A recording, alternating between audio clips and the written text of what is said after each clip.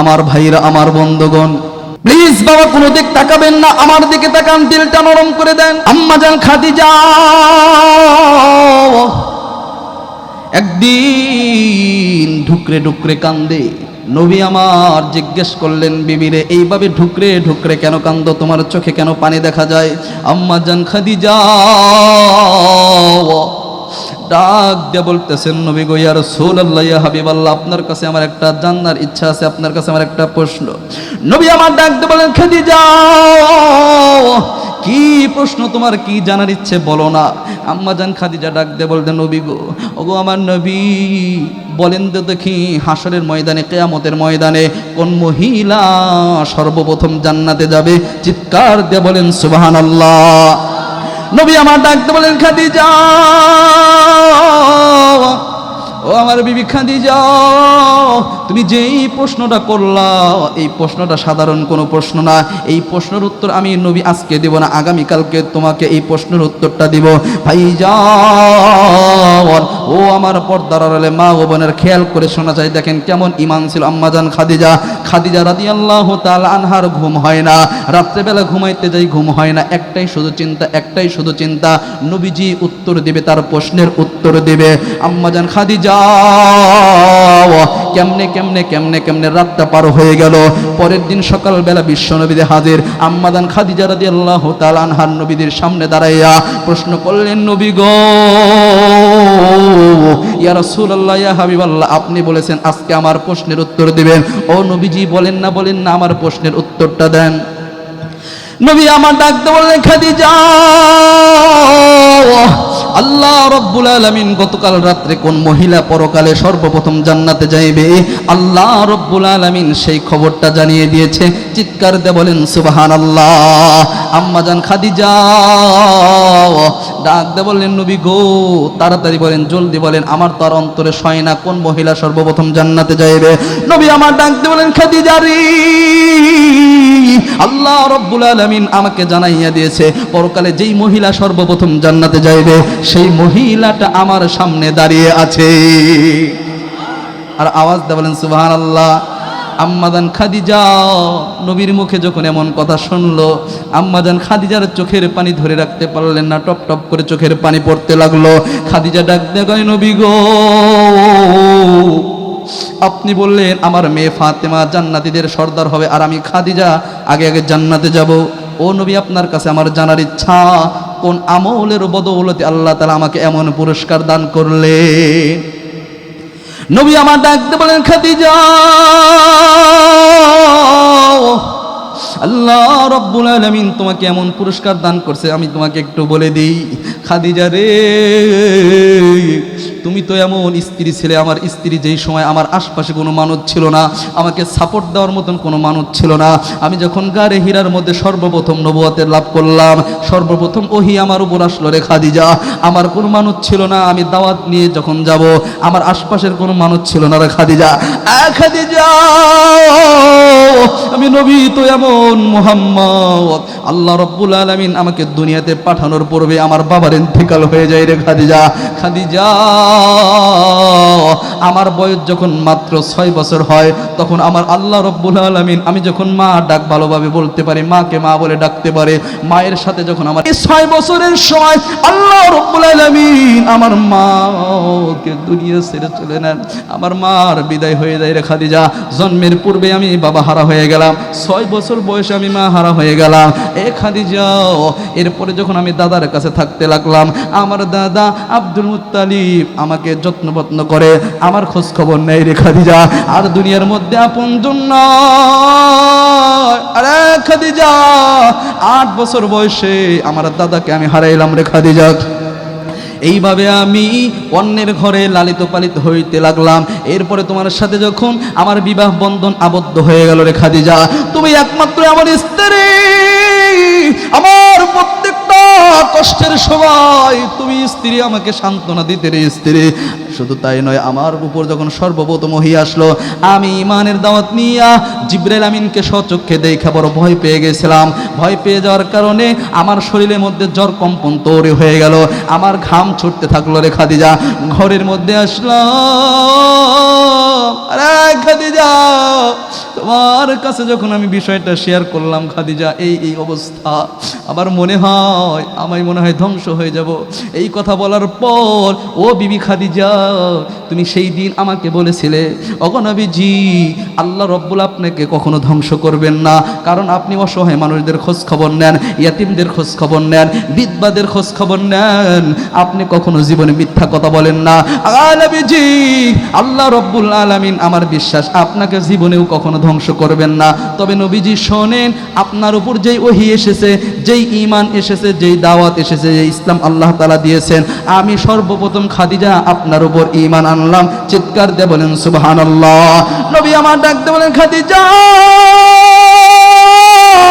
ও বিবি খাদিজা, ওই যে সেই দিন সর্বপ্রথম তুমি আমার উপর ইসলাম এনেছিলে, ঈমান গ্রহণ করেছিলে, আল্লাহ রব্বুল আলামিন সেই ঈমানের বদৌলতে আল্লাহ রব্বুল আলামিন তোমাকে বিনা শর্তে বিনা হিসাবে সর্বপ্রথম জান্নাতি মহিলা ঘোষণা করে দিয়েছে। চিৎকার দিয়ে বলে সুবহানাল্লাহ। মৃত্যুর বরণ করে গাইল যে অমর, ওরে মৃত্যুর বরণ করে গাইল যে অমর, জীবনের জয়গান,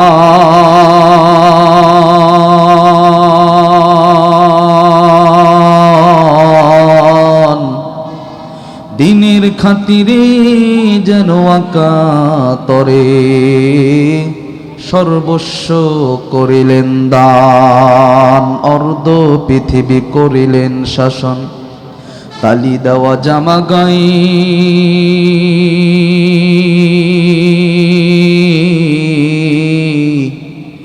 আটার বস্তা পিঠে নিয়া সে দিল দোস্তমায়ে, কোথা গেল সেই মানব দরদি তৌহিদি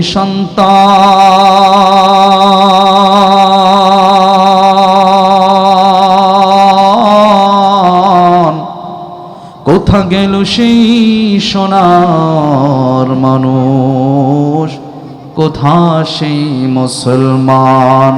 লা ইলাহা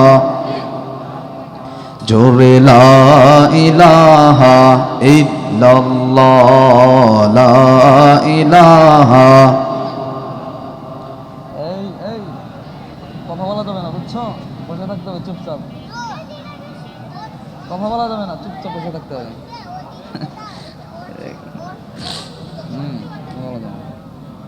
জোরে লা ইলাহা, মুহাব্বতে লা ইলাহা। আওয়াজ দেন বাবাজি, সবাই আওয়াজ দেন। এতগুলো আমরা এখানে মানুষ এসেছি আলহামদুলিল্লাহ, যদি আমরা আওয়াজ দিই ইনশাআল্লাহ আমাদের আওয়াজ শুনে বোঝা যাবে যে এখানে মানুষ আছে, আর যদি আওয়াজ না দিই বোঝা যাবে এখানে কোনো মানুষ নাই। একটু আওয়াজ দেন, লা ইলাহা। মাশাআল্লাহ মাশাআল্লাহ, লা ইলাহা জোরে লা ইলাহা। ভাইজান বহু দূরে মাদিনা, আমরা কেমনে যাব জানি না, দয়া করো দয়ার আল্লাহ, দয়া করো দয়ার আল্লাহ, পূরণ করো বাসনা। লা ইলাহা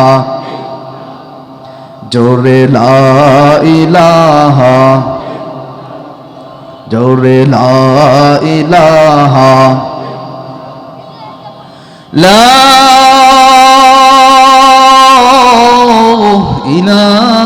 ইলাহা ইল্লাল্লাহু মুহাম্মাদুর রাসূলুল্লাহ। জোরে জোরে বলি সাল্লাল্লাহু আলাইহি ওয়াসাল্লাম। আলহামদুলিল্লাহ, আজকের এই তাফসীর কোরআন মাহফিল কফিল উদ্দিন মার্কাজুল আবরার ক্যাডেট মাদ্রাসার তাফসির কোরআন মাহফিলের যিনি সভাপতির আসন অলঙ্কিত করেছেন জনাব মোহাম্মদ আমিন উদ্দিন সাহেব, আল্লাহ তাআলা আজকের এই সভাপতির হায়াতের মধ্যে বরকত দান করুন, সকলে বলে আমিন। আজকের যিনি দোয়া পরিচালনায় এবং সবক প্রধান এবং বিশেষ নসিহা পেশ করেছেন আমাদের উস্তাদ, সারা বাংলাদেশের মধ্যে অন্যতম আলেম দ্বীন, কালিয়াকৈর উপজেলার ওলামায়ে কেরামের সেরে তাজ, ওলামা পরিষদের সম্মানিত সভাপতি সাহেব এবং এই দেশের অন্যতম বিদ্যাপীঠ, আপনাদের সুপরিচিত মাদ্রাসা চন্দ্রা দারুল উলুম মাহমুদনগর মাদ্রাসার সম্মানিত প্রতিষ্ঠাতা ও মুহতামিম, শেখুল হাদিস চন্দ্রা দারুল উলুম মাদ্রাসার সম্মানিত মুহতামিম, আমাদের সকলের উস্তাদ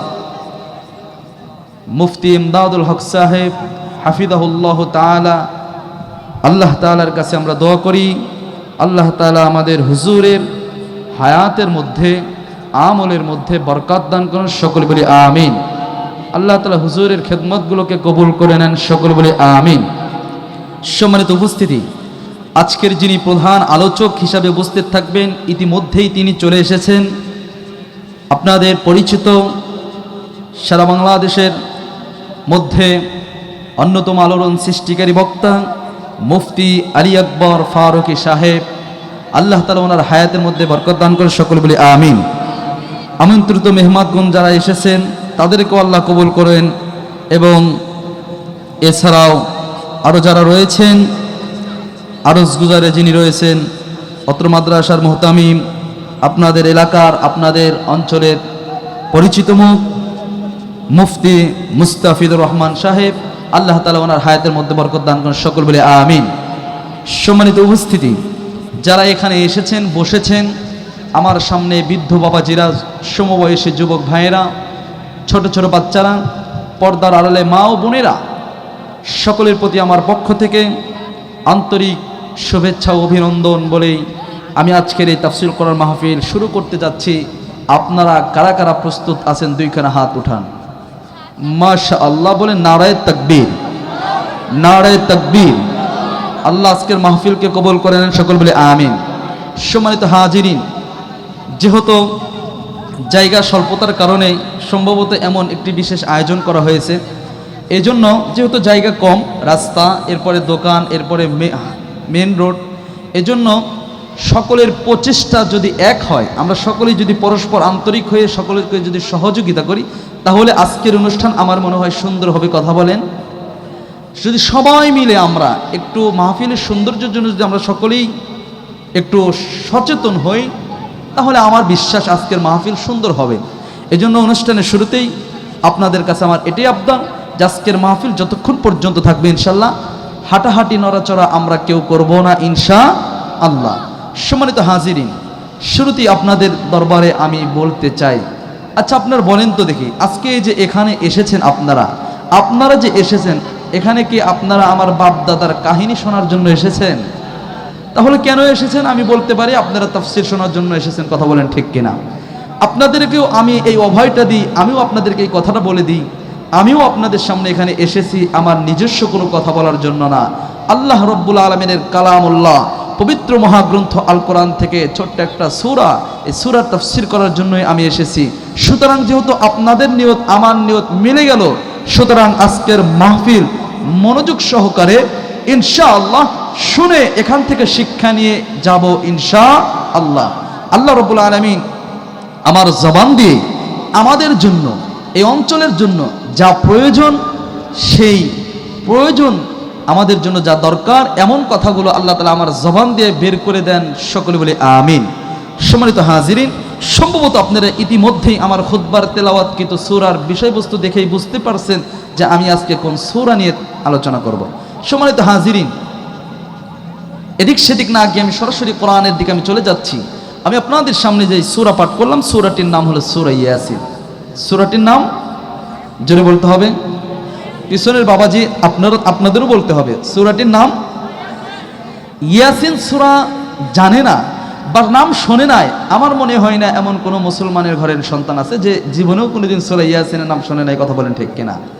যদি কেউ এরকম হয় যে জীবনে শোনে নাই, তাহলে আমরা বুঝতে পারি এই মুসলমানের ঘরের সন্তান হলেও, মুসলিম ঘরে জন্ম নিলেও প্রকৃতপক্ষে সে ঈমানদার না। কথা বলেন ঠিক কিনা? সম্মানিত হাজিরিন, এবার আসুন সূরা ইয়াসিন আল্লাহ রাব্বুল আলামিন নাজিল করে দিলেন। আমরা এই সূরা ইয়াসিন থেকে আমরা কয়েকভাবে আলোচনা করব। প্রথমে আমরা সূরা ইয়াসিন ফজিলত শুনব, এরপরে এর কিছু শানে নুজুল, কি শিক্ষা এখানে আছে সেই শিক্ষাগুলো নিয়ে ইনশাআল্লাহ আজকের মাহফিল থেকে আমরা কি শিক্ষা করলাম সেটা নিয়ে ইনশাআল্লাহ আজকের তাফসীর শেষ হয়ে যাবে ইনশাআল্লাহ। সম্মানিত হাজিরিন, এবার আসুন সর্বপ্রথমেই সূরা ইয়াসিনের কি ফজিলত। যদি সূরা ইয়াসিনের ফজিলত বলতে থাকি তাহলে সারা রাত চলে যাবে, কিন্তু সূরা ইয়াসিনের ফজিলত শেষ হবে না। কথা বলেন ঠিক কিনা? তবে তিনটা ফজিলত আপনাদের সামনে পেশ করবো ইনশাআল্লাহ। প্রথমত, আল্লাহ রাসূল সাল্লাল্লাহু আলাইহি ওয়াসাল্লাম বলেন,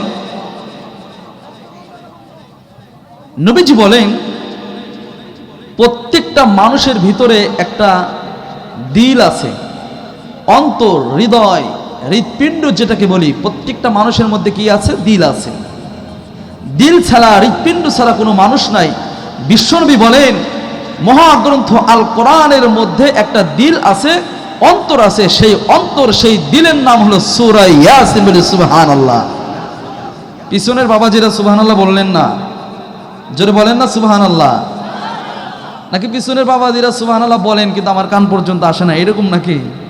অবশ্য বললে আমার কান পর্যন্ত আসবে যদি আপনারা বলার মতন বলেন। কথা বলেন ঠিক কিনা? তাহলে নবীজির একটা ফজিলত, নবীজির জবান থেকে আমরা শুনলাম সূরা ইয়াসিন পবিত্র মহাগ্রন্থ আল কোরআনের দিল, হৃৎপিণ্ড।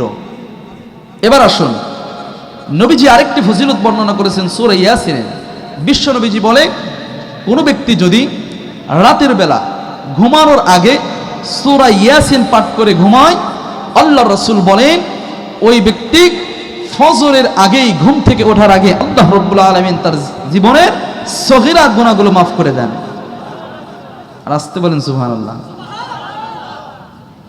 সগীরা গুনাহগুলো মাফ করে দেন। এখানে আপনাদেরকে একটা কথা বলি আমার যুবক ভাইরা, সূরা ইয়াসিন পাঠ করলে রাতের বেলা ঘুমানোর আগে আল্লাহ সগীরা গুনাহ মাফ করে দেন। সম্মানিত হাজিরিন, এখন আমাদের সমাজের অবস্থা পরিবর্তন হইতে হইতে এমন অবস্থায় চলে গেছে, রাতের বেলা সূরা ইয়াসিন পাঠ তো দূরের কথা, ঘুমে যাওয়ার আগে যে দোয়াটা আছে সেই দোয়াটাও আমরা ঠিক মতো পড়ি না। কথা বলেন ঠিক কিনা? আমরা সূরা ইয়াসিন তো দূরের কথা, ঘুমের দোয়া তো আমরা পড়ি না। আমরা কি করি? ঘুমানোর আগে সর্বপ্রথম আমাদের বর্তমান অবস্থা হলো এমন ভাবে আমাদেরকে ডিভাইসগুলো গ্রাস করে নিয়েছে, ঘুমানোর আগে আমরা মোবাইলটা হাতে নিয়ে, অ্যান্ড্রয়েড ফোনটা হাতে নিয়ে, এরপরে আমরা ইউটিউব, ফেসবুক, গুগল, টিকটকের মধ্যে ঢুকে এরপরে টানতে থাকি, টানতে টানতে টানতে টানতে। এগুলো এমন জিনিস, ফেসবুকের মধ্যে একবার ঢুকলে, ইউটিউবের মধ্যে একবার ঢুকলে, টিকটকের মধ্যে ঢুকলে আপনি যত টানবেন আপনার জীবন শেষ হয়ে যাবে, কিন্তু ওটা টানা শেষ হবে না। কথা বলেন ঠিক কিনা? রাত গভীর হয়ে গেছে, টানতে শুরু করেছে, সেই এশার পর থেকে শুরু করেছে, 8টা থেকে শুরু করছে, 5টার সময় তাও শেষ হয় না। সর্বশেষ গুড নাইট দিয়ে তারপরে সে বলতেছে গুড নাইট, এরপরে ঘুমে যায়। অথচ ওই সময় মুয়াজ্জিন ফজরের আযান দিচ্ছে, আসসালাতু খায়রুম মিনান নাওম। ও যুবক, তুমি যে সময় মনে করতেছো গুড নাইট, ওই সময় তো দিন শুরু হয়েছে। কথা বলেন ঠিক কিনা? তাহলে রাসূল বললেন ঘুমানোর আগে সূরা ইয়াসিন পাঠ করতে হবে, কিন্তু আপনি লাইফ স্টাইল পরিবর্তন করে দিলাম। আমরা সূরা ইয়াসিন তো দূরের কথা, ঘুমের দোয়াও তো আমরা অনেকেই জানি না। কথা বলেন ঠিক কিনা?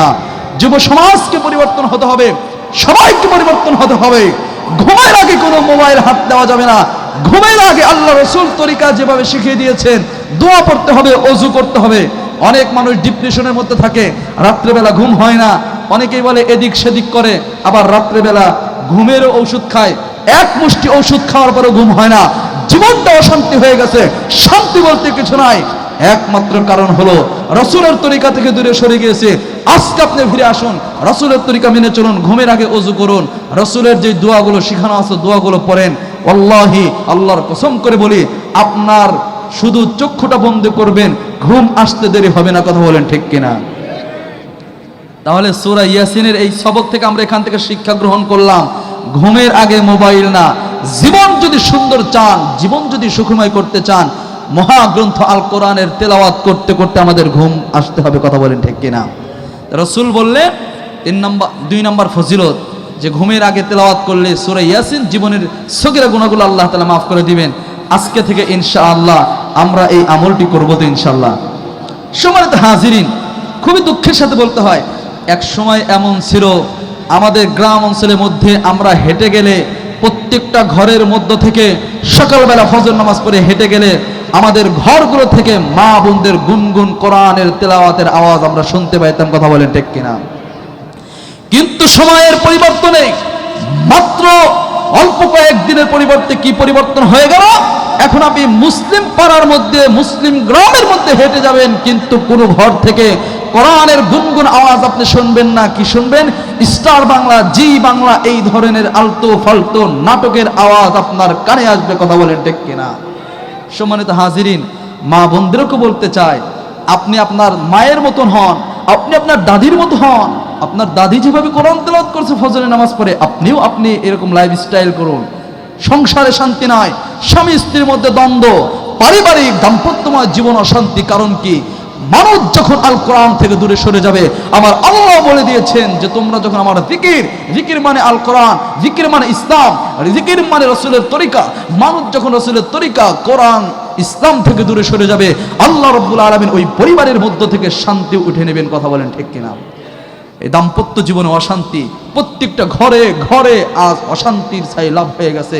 স্বামী স্ত্রীর মধ্যে দ্বন্দ্ব, স্ত্রী শাশুড়ির মধ্যে দ্বন্দ্ব, প্রত্যেকটা ঘরের মধ্যে এরকম দ্বন্দ্ব। এর একমাত্র কারণ হলো আমাদের লাইফ স্টাইল যেদিন থেকে আমরা রাসূলের তরিকা থেকে সরে নিয়েছি, সেদিন থেকে আল্লাহ তাআলা আমাদের সংসারগুলোর মধ্যেও আল্লাহ তাআলা এভাবে অভাব, অনটন, দ্বন্দ্ব আল্লাহ তাআলা সৃষ্টি করে দিয়েছেন। কথা বলেন ঠিক কিনা? তাহলে আমরা এখান থেকে বুঝতেছি যে আসলে যদি আমরা সুখ চাই, প্রকৃত যদি শান্তি চাই, তাহলে আমাদেরকে ফিরে আসতে হবে রাসূলের তরিকায়, মদিনাওয়ালা তরিকায়। কথা বলেন ঠিক কিনা? রাসূলের তরিকা ছাড়া মুক্তি কোথাও মিলবে না। এবার আসুন 3 নম্বর ফজিলত। বিশ্বনবীজি বলেন, কোন মানুষের যখন সাকরাতুল মাউত শুরু হয়, সাকরাতুল মাউত এটি আরবি একটি শব্দ। সাকরাতুল মাউত মানে মৃত্যু যন্ত্রণা। বৃদ্ধ বাবাজিরা যারা আছেন তারা জানবেন, অনেকেই আবার যারা মৃত্যুর সময় কোনো মানুষকে দেখেছেন তারা বুঝবেন, প্রত্যেকটা মানুষ মরণের আগ দিয়া, মৃত্যুর আগ দিয়া এমন অস্বাভাবিক আচরণ করে, যেমন চোখ উল্টিয়ে যায়, ঘাম ঝরতে থাকে, এরপরে দেখবেন সে কেমন যেন কম্পন তৈরি করতে থাকে। এটাকে বলা হয় সাকরাতুল মাউত, যেটাকে আমরা বলি মুমূর্ষ অবস্থায়। আবার অনেকেই এটাকে বলে মৃত্যুর সঙ্গে পাঞ্জা লড়ছে। মৃত্যুর সঙ্গে, এটা একটা কুফরি কথা। মৃত্যুর সঙ্গে পাঞ্জা লড়ার ক্ষমতা কারো নাই, আছে? মৃত্যুর সঙ্গে লড়াই করবে কে? পারবে? এগুলো ফালতু কথা। আইসির মধ্যে ভর্তি করে দিয়েছে, লোকটার অবস্থা ভালো না, মৃত্যুর সঙ্গে পাঞ্জা লড়ছে। মৃত্যুর সঙ্গে লড়াই করা যায়? কথা বলেন। যেটাকে আমরা বলি মুমূর্ষ অবস্থায়, মুমূর্ষ অবস্থায় যেই লোকটার মৃত্যু কাছাকাছি চলে এসেছে, এই লোকটা মুমূর্ষ অবস্থায় কেন ছটফট করতে থাকে, তার চোখ উল্টিয়ে যায়, ঘেমে যায়। আবার অনেক মানুষ তো এমন অবস্থা হয় যে পায়খানা পর্যন্ত করে দেয়। কথা বলেন ঠিক কিনা? বিশ্বনবীজি বলেন এটার কারণ কি? মুমূর্ষ অবস্থায় এরকম হয় কেন, ঘাম ঝরে যায় কেন? এটার একটা কারণ বর্ণনা করেছেন আল্লামা জালালউদ্দিন সুয়ুতী রহমাতুল্লাহ আলাইহি। উনি একটা কিতাব লিখেছেন, কিতাবের নাম হলো নূরুস সুদূর। এই নূরুস সুদূর কিতাবের মধ্যে বলেন যে মানুষের যখন মৃত্যুর সময় কাছাকাছি এসে যায়, তখন মালাকুল মাউত ওই ব্যক্তির কাছে আসে, তার সাথে আরো 1000 ফেরেশতা থাকে, রহমতের 500 ফেরেশতা ডান সাইডে থাকে, আর গজবের 500 ফেরেশতা বাম সাইডে থাকে। লোকটা যদি ভালো হয় তাহলে 500 ফেরেশতা ওই লোকটার গলা টিপে ধরে, গলা চেপে ধরেন। আর লোকটা যদি বদকার হয় তাহলে ওই গজবের 500 ফেরেশতা ওই লোকটার গলা চিপে ধরে, আর এই গলা ছাড়ে না, 500 ফেরেশতা গলা চিপে ধরে। আপনাদের কাছে আমি একটা প্রশ্ন করতে চাই, বলেন তো দেখি, একজন ফেরেশতা যদি আমার আপনার গলা চেপে ধরে, বলেন ছুটানোর শক্তি আছে? বাঁচার শক্তি আছে? সেখানে কয়শো ফেরেশতা? 500 ফেরেশতা গলা চিপে ধরে, কোনো উপায় নাই, গলা ছোটার কোনো উপায় নাই। বিশ্বনবীজি বলেন এমন সময় যদি ওই লোকটার মুমূর্ষু অবস্থা ব্যক্তির পাশে কেউ যদি সূরা ইয়াসিন পাঠ করে, আল্লাহ রব্বুল আলামিন মুহূর্তের মধ্যে তার মৃত্যুর যন্ত্রণা সহজ করে দেন, বলি সুবহানাল্লাহ। তাহলে সূরা ইয়াসিনের 3 নম্বর ফজিলত আমরা পাইলাম। সম্মানিত হাজিরিন, এখন আসুন এই সূরা ইয়াসিনের মধ্যে আল্লাহ তাআলা কি বিষয় নিয়ে নাজিল করলেন। এই সূরাটি হলো মাক্কিয়া। আমরা জানি, অনেকেই জানি আবার অনেকেই জানি না, যে মহাগ্রন্থ আল কোরআনের যতগুলো সূরা আছে 2 কোয়ালিটির। একটি হলো মক্কায় অবতীর্ণ, আরেকটি হলো মদিনায় অবতীর্ণ। কিছু আছে মক্কায় আর কিছু আছে মদিনায়। মক্কায় সূরা কোনগুলোকে বলা হয়, মদিনায় সূরা কোনগুলোকে বলা হয়, খুব খেয়াল করে শোনা চাই বাবাজি। আমি কিন্তু এলোমেলো আলোচনা করি না, আমি গুছিয়ে গুছিয়ে আলোচনা করতেছি। আপনারা যদি একটু এদিক সেদিক মনোযোগ দেন তাহলে পয়েন্ট হারিয়ে ফেলবেন। এগুলোকে একটা ক্লাস মনে করতে হবে। এটা একটা কি ক্লাস, এই মাহফিলগুলো একটা ক্লাস। এখানে আপনি আসলেন আর যদি মনে করেন যে একটু হুজুরের সুরটা শুনি, দেখি কেমন সুর দেয়, আর হুজুর সুর দেয় না কেন, সুরের অপেক্ষায় আছেন, এটা ঠিক না। বরং এগুলোকে ক্লাস মনে করতে হবে এবং জীবনের জন্য এটা একটা জরিয়া, হেদায়েতের উসিলা মনে করতে হবে। মাঝখানে যদি সুর দেওয়া হয় এটা ফাউল, কথা বলেন ঠিক কিনা। কিন্তু আসল হলো মূল আলোচনা, আসল হলো তাফসীর, কিন্তু সুর যদি আসে এটা ফাউল, এটা আলহামদুলিল্লাহ। যেমন মনে করেন এখন যদি ফাউ নিতে গিয়ে আসলটা হারিয়ে ফেলেন তাহলে কিন্তু ক্ষতি হবে, কথা বলেন।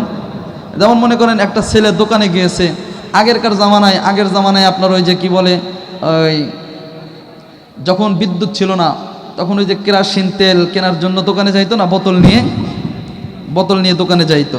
তো মনে করেন একটা ছেলে গিয়েছে দোকানে, এখন প্রত্যেকটা জিনিস দোকানদার, এখন তো ডিজিটাল মিটার হয়ে গেছে, সবগুলো একদম মাপে মাপ। আপনার মনে করেন আলু নেবেন 1 কেজি, একদম মনে করেন যে 1000 তো যখন হয়ে যাবে বাস 1 কেজি হয়ে গেছে, আপনার একটাও বেশি দিবে না, আবার তুলে নেয়, কথা বলেন ঠিক কিনা। এক সময় কিন্তু ওই যে কেজিতে ছিল, দেখা গেছে যে আপনার দাড়ি পাল্লার ওই যে বাটখারা যেটা আছে এটা ধরছে, তো একটু এদিকে হয়ে গেছে, ওইটা একটু যখন হবে তখন কিন্তু আপনাকে দিত, কিন্তু এখন তো একদমই। তো আগের সময় মনে করেন যে ওই তেলগুলো যেগুলো জিনিস নিত মানুষ একটু বেশি দিত, মানে মূল জিনিসের চাইতে একটু বেশি দিয়ে দিত। তো ছেলে গেছে তেল কেনার জন্য, তেল কিনতে গিয়ে এখন কেরাসিন তেল কিনবে, বোতল নিয়ে গেছে, বোতল নিয়ে বলতেছে দেন আমাকে 1 পোয়া কেরাসিন তেল দেন। তো দোকানদার 1 পোয়া তেল দিছে, বলতেছে তোমার তো বোতল 1 পোয়া তেল আটে, আরও একটু ফাও আমি দিতাম, কিন্তু তোমার তো বোতলের জায়গায় নাই, তোমার বোতলের কি নাই, জায়গায় নেই। এখন ছেলেটা চিন্তা করতেছে ফাও জিনিস এটা তো ছাড়া যাবে না। আর আমরা অবশ্যই এমন একটা মানুষ, আমরা বাঙালি জাতি, আমরা ফাও জিনিস, মান্না জিনিস এগুলো আমরা সহজে ছাড়তে চাই না, কথা বলেন ঠিক কিনা। সেটা যাই হোক না কেন, ডাল ভাত হলেও আমরা ছাড়তে জলে বানেন না, আমি তো শরম লাগতেছে নাকি, ফাও জিনিস ডাল ভাত হলেও ছাড়তে চায় না। তো ছেলেটা চিন্তা করতেছে যেহেতু দোকানদার সব ফাও জিনিস দিবে, তাহলে বোতলের তো নিচে, প্রত্যেকটা বোতলের নিচে একটু জায়গা থাকে, কথা বলেন ঠিক কিনা। ছেলেটা চিন্তা করতেছে তাহলে ফাওটা এই সাইডে নেই। এবার তখন বোতলটা উল্টিয়ে ধরছে, সব তেল পড়ে গেছে, এরপরে ফাও অল্প একটু না বাড়িতে ফিরছে। বলেন তো দেখি ফাও নিতে গিয়ে লাভ হলো না ক্ষতি হলো? ক্ষতি হলো। এখন আপনারা আসছেন এখানে তাফসীর শোনার জন্য, যদি সুর শুনতে চান আর আলোচনা যদি না বুঝেন তাহলে ওই ফায়ের মতন হবে, কথা বলেন ঠিক কিনা। তাহলে একটু মনোযোগ দেওয়া যাবে তো ইনশাআল্লাহ। আমার বাবাজি এবার আসুন, বলতেছিলাম কোরআনুল কারীমের প্রত্যেকটা সূরা কয়ভাবে নাজিল হয়েছে, কথা বলেন কয়ভাবে? 2 ভাবে, একটি হয়তো মাক্কিয়া, আরেকটি কেউ কথা বলে না, বলেন না আরেকটি।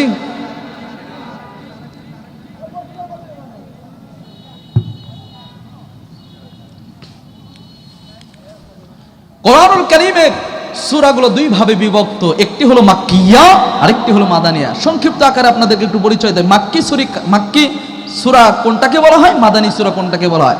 মাক্কি সূরা হলো সহজ কথায় আমরা যেটা বুঝি সেটি হলো রাসূলের হিজরত করার পূর্বে, নবীজি হিজরত করার পূর্বে যেই সূরাগুলো রাসূলের উপরে রাস্তা ঘাটে বাজারে মসজিদে যেভাবেই নাজিল হয়েছে সেই সূরাগুলোকে বলা হয় মাক্কিয়া। আর রাসূল হিজরত করার পরে যেই সূরাগুলো নাজিল হয়েছে সেগুলোকে বলা হয় মাদানিয়া। এবার আসুন মাক্কি সূরার বিষয়বস্তু কি থাকে আর মাদানী সূরার বিষয়বস্তু কি থাকে। মাক্কি সূরার বিষয়বস্তুর মধ্যে আমরা পাই 3টা, একটি হলো তাওহীদ, আরেকটি হলো রিসালাত, আরেকটি হলো আখিরাত। সম্মানিত হাজিরিন, মাক্কি সূরার মূল বিষয়বস্তু 3টা, একটি তাওহীদ, একটি রিসালাত, আরেকটি আখিরাত। তাওহীদ কাকে বলে? তাওহীদ বলা হয় আল্লাহর উপর একত্ব বিশ্বাস করা, আল্লাহ এক, আল্লাহর সাথে কোনো শিরক না করা। এখন আমরা মনে করি কথা বলে খুব ভালো হবে। তাহলে একটি হলো তাওহীদ। তাওহীদ বলা হয় যেগুলো আপনার তাওহীদ বলা হয় আল্লাহর সাথে কাউকে শিরিক না করা, আল্লাহর সাথে কাউকে অংশীদারিত্ব না করা। এখন আমরা মনে করি যে আল্লাহর সাথে অন্য কাউকে শরীক করলেই মনে হয় শুধু শিরিক হয়, কিন্তু শিরিকের অনেক প্রকার আছে। যেমন মনে করেন আল্লাহর আইন না মেনে আপনি মানব রচিত আইন মানলে এটাও এক প্রকার শিরিক। কথা বলেন ঠিক কিনা? মুসলমান খুব খেয়াল করে বুঝতে হবে। আমি কিন্তু পুরো খুলে বলবো না, শুধু একটু টাচ দিয়ে গেলাম। মানব আল্লাহ যে বিধান দিয়েছেন আমাদের জন্য, বলেন তো দেখি আল্লাহ আমাদের জন্য বিধান দিয়েছেন কিনা? আপনাদের আওয়াজ দেখে মনে হইতেছে আল্লাহ আমাদেরকে সৃষ্টি করে ছেড়ে দিয়েছে, যা তোরা মন মতো চলতে থাক, তোদের কোনো বিধান দিলাম না। বিষয়টা এরকম? আল্লাহ আমাদের বিধান দেন নাই, বিধান দিয়েছেন। সেই বিধানের নাম হলো আল কোরআন। কথা বলেন ঠিক কিনা?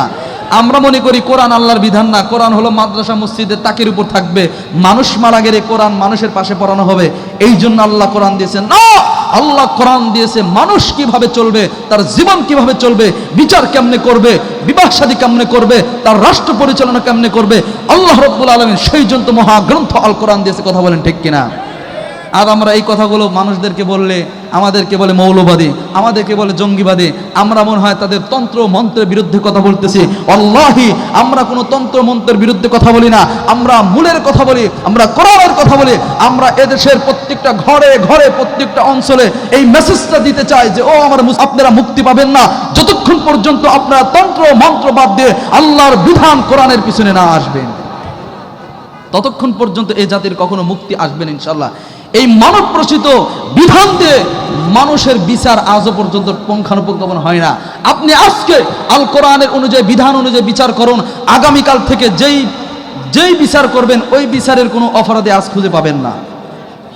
আজকে দেখতে পাবেন আপনারা মানুষ হত্যা সবচাইতে সহজ হয়ে গেছে। কথা বলেন ঠিক কিনা?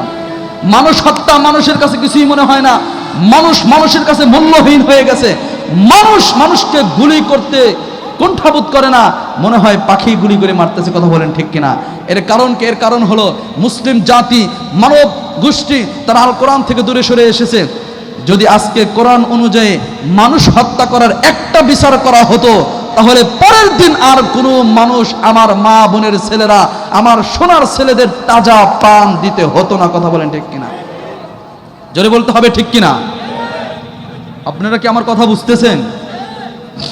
সম্মানিত হাজিরিন, এবার আসুন, আল্লাহ রাব্বুল আলামিন বলেছেন, আল্লাহ তাআলা বলেছেন যারা একটা মানুষ হত্যা করবে, একটা মানুষ হত্যা করবে, রাসূল আল্লাহ তাআলা বলেন যে ব্যক্তি একটা মানুষ হত্যা করলো সে যেন গোটা পৃথিবীর মানুষকে হত্যা করলো। কত বড় হুমকি!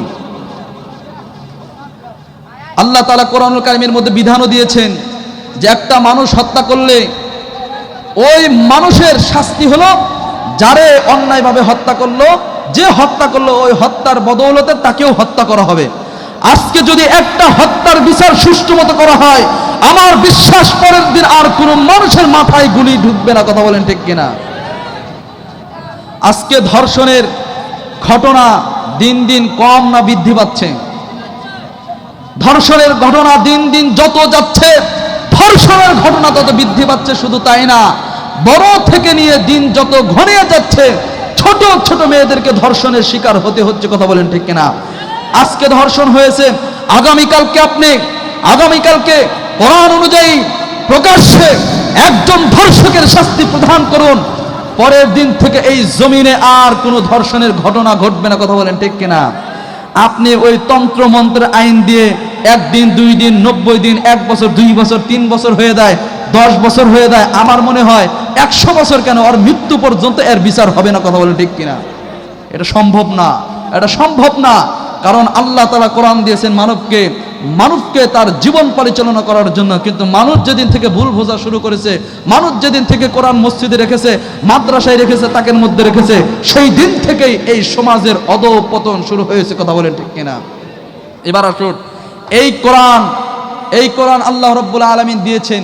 কোরআনুল কারীমের মাক্কি সূরার মূল বিষয়বস্তু 3টা। কয়টা? 3টা। একটি হলো তাওহীদ, আরেকটি হলো রিসালাত, আরেকটি হলো আখিরাত। তাওহীদ আমরা বুঝলাম আল্লাহর একত্ববাদে বিশ্বাসী করা, সকল ক্ষেত্রে আল্লাহর গোলামি করা। এবার আসুন রিসালাত কাকে বলে?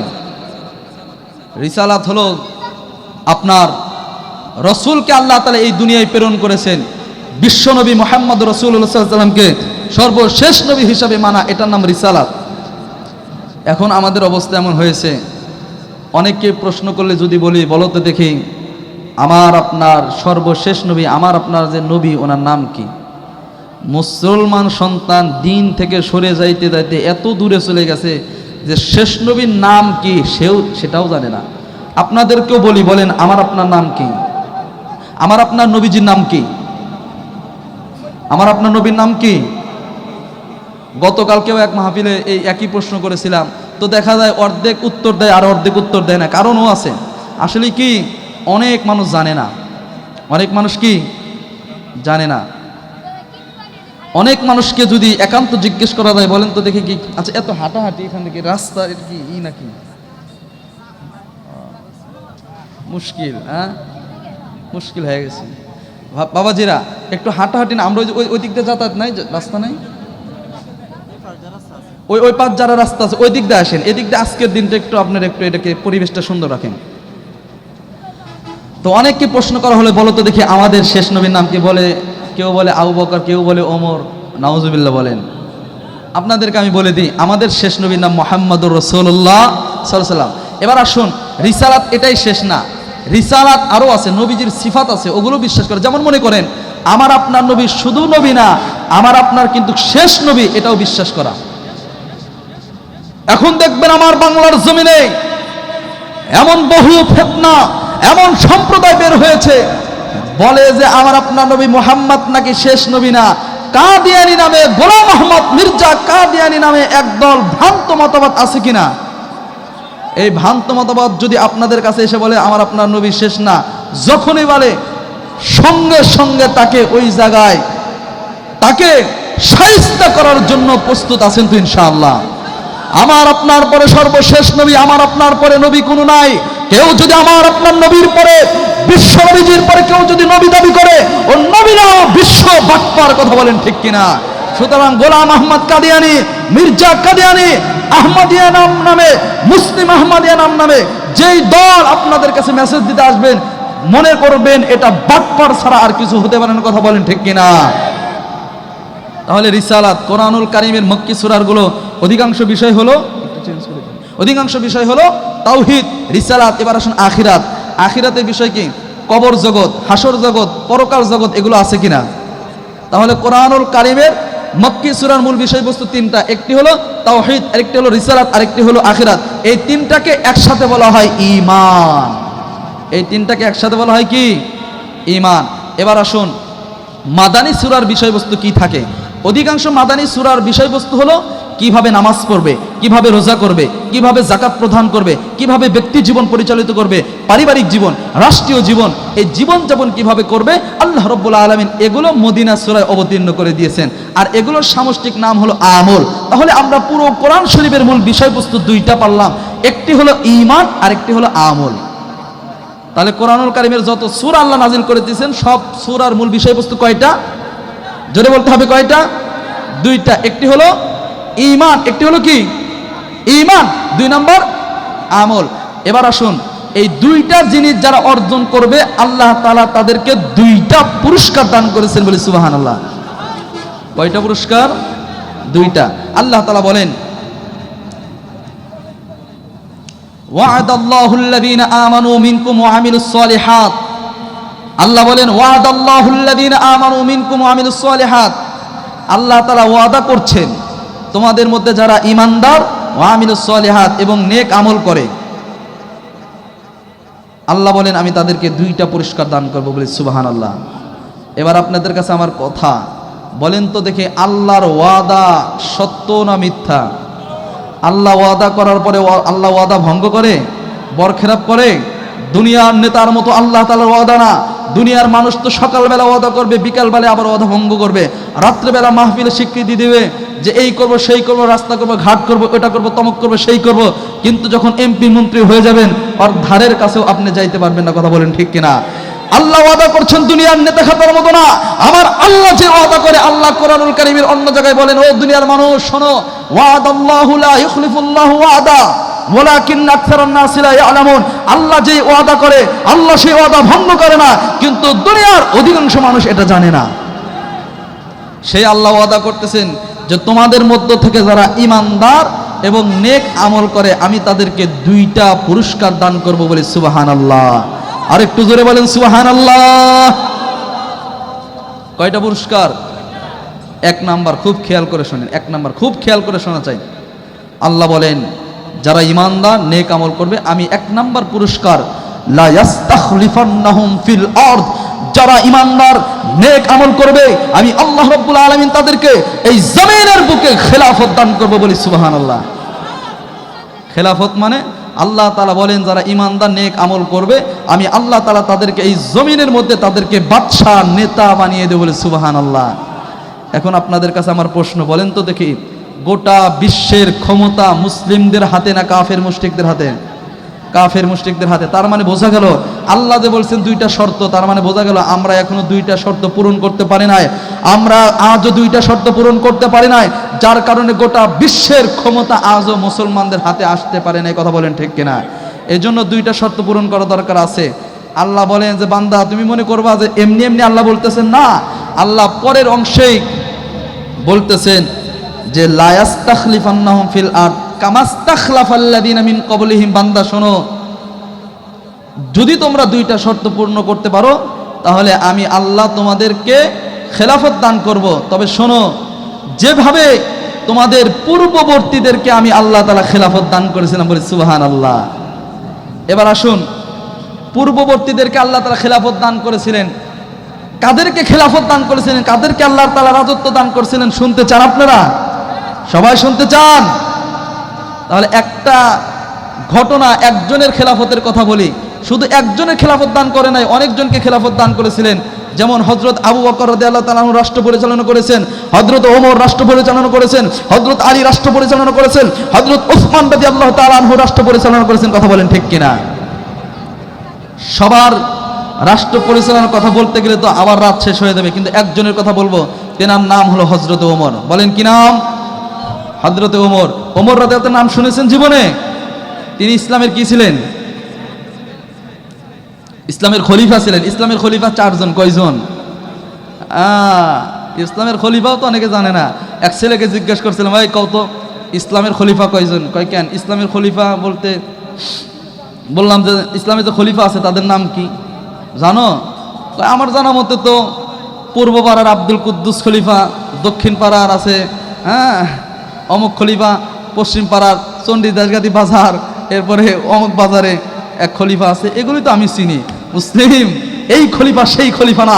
ইসলামের যে খলিফা এটা হলো 4 খলিফা, যাদের ইতিহাস বেনজির, যারা পৃথিবীর বুকে একমাত্র এমন খলিফা আবিষ্কার হয়েছে যাদের পূর্বেও এমন খলিফা যায়নি, তাদের পরেও এমন খলিফা যাবে না। কথা বলেন ঠিক কিনা? সেই 4 খলিফাকে হযরত আবু বকর, হযরত ওমর, হযরত আলী, হযরত ওসমান, ওই দর্জি খলিফা না। কথা বলেন ঠিক কিনা? গ্রামগঞ্জে যারা এই যে টেইলার্সের কাজ করে তাদেরকে খলিফা বলে না। মানুষ মনে করে ওই খলিফা না। ও যুবক ভাইরা, ও মুসলিম সমাজের ভাইরা, ইসলাম থেকে তো আমরা দূরে সরে যাওয়ার কারণে আমরা এগুলোও জানি না। কথা বলেন ঠিক কিনা? তাহলে আল্লাহ বললেন আমি তোমাদেরকে খেলাফত দান করব, যেভাবে তোমাদের পূর্ববর্তীদেরকে খেলাফত দান করেছিলাম তেমনিভাবে একজনের ঘটনা হলো হযরত ওমর। দেখেন, হযরত ওমর রাদিয়াল্লাহু তাআলা আনহু ইসলাম গ্রহণ করার পূর্বে এত নির্ভুক ছিলেন, তার মেধা কাজ করত না, তিনি ডান বাম বুঝতেন না। কিন্তু যখন ঈমান আনলেন, আমল শুরু করলেন, আল্লাহ তাআলা তাকে এমন পুরস্কার দান করলেন। হযরত ওমর রাদিয়াল্লাহু তাআলা একটা মাঠ, একটা ওই আপনার উট, ছাগল, ভেড়া, দুম্বা চড়ে না, ওই মাঠ দেখে দেখে কাঁদতেছেন, চোখের পানি পড়তেছে। খেলাফত পাওয়ার পরে একদিন তিনি মাঠ দেখে দেখে কাঁদেন। সাহাবায়ে কেরাম প্রশ্ন করলেন, আমিরুল মুমিনিন, আপনি এই মাঠ দেখে কেন এভাবে ফুফিয়ে ফুফিয়ে কান্না করতেছেন? আমার ভাইরা, আমার বন্ধুগণ, আমিরুল মুমিনিন হযরতে ওমর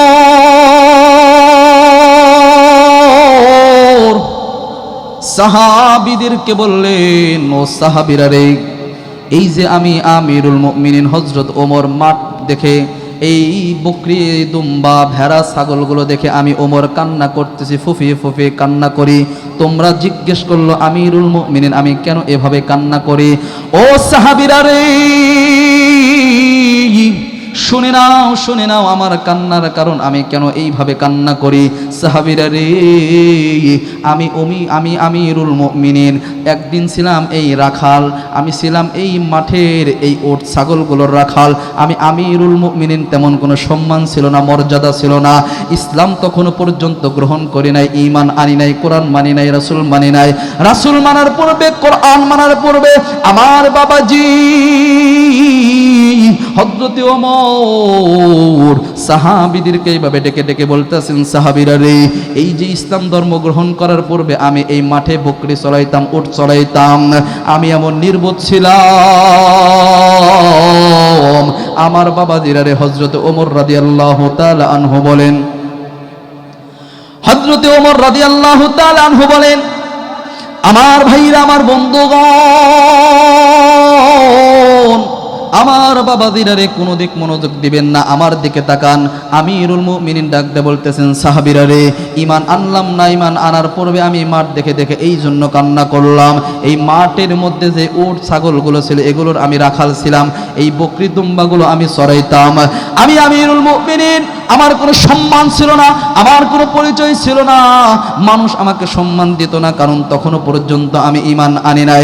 আমার ভাইজান আমিরুল মুমিনিন বলতেছেন, আমি কত বড় নির্বোধ ছিলাম, আমি কত বড় বোকা ছিলাম।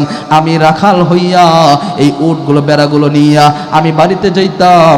আমার আব্বা আমাকে ডেকে ডেকে বলতো, বেটা 40টা উট তোমাকে রাখার জন্য দিলাম, 40টা উট রাখার মধ্যে 10টা উট কোথায় চলে গেল? তুমি তো এই 10টা উটের খবর নাই। আমি আমিরুল মুমিনিন বলতাম, আব্বা জান, আমি জানি না 40টা উটের মধ্য থেকে 10টা উট কোথায় হারিয়ে গেছে। আব্বা আমাকে বলতো, বেটা তোমার মাথার মধ্যে এই উটের লাদা চোনাগুলো কেমনে কোথায় থেকে আসলো?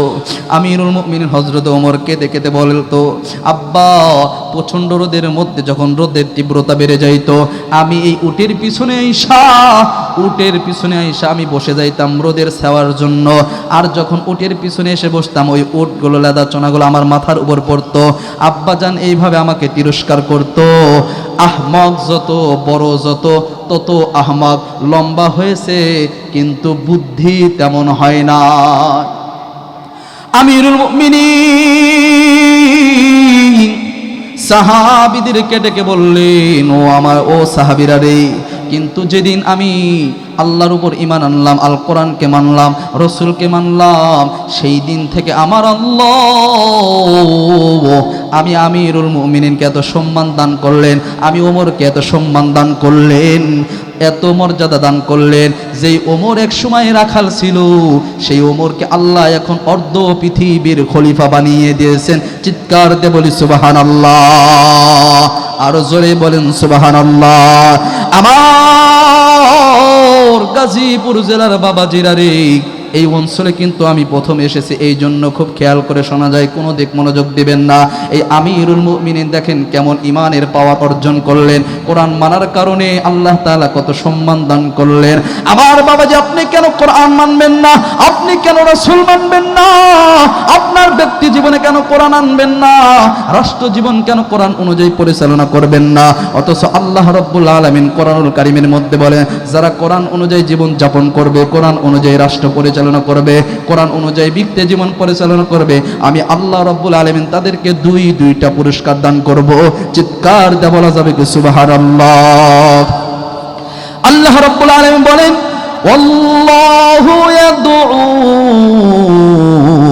ইলাল জান্নাতি ওয়াল মাগফিরাতি বিইذনিহি ওয়া ইউবাইয়িনু আয়াতিহি লিন-নাসি লাআল্লাহুম ইয়াতাযাক্কারুন। তাকুলুন। আল্লাহ রাব্বুল আলামিন বলেন, নবী গো,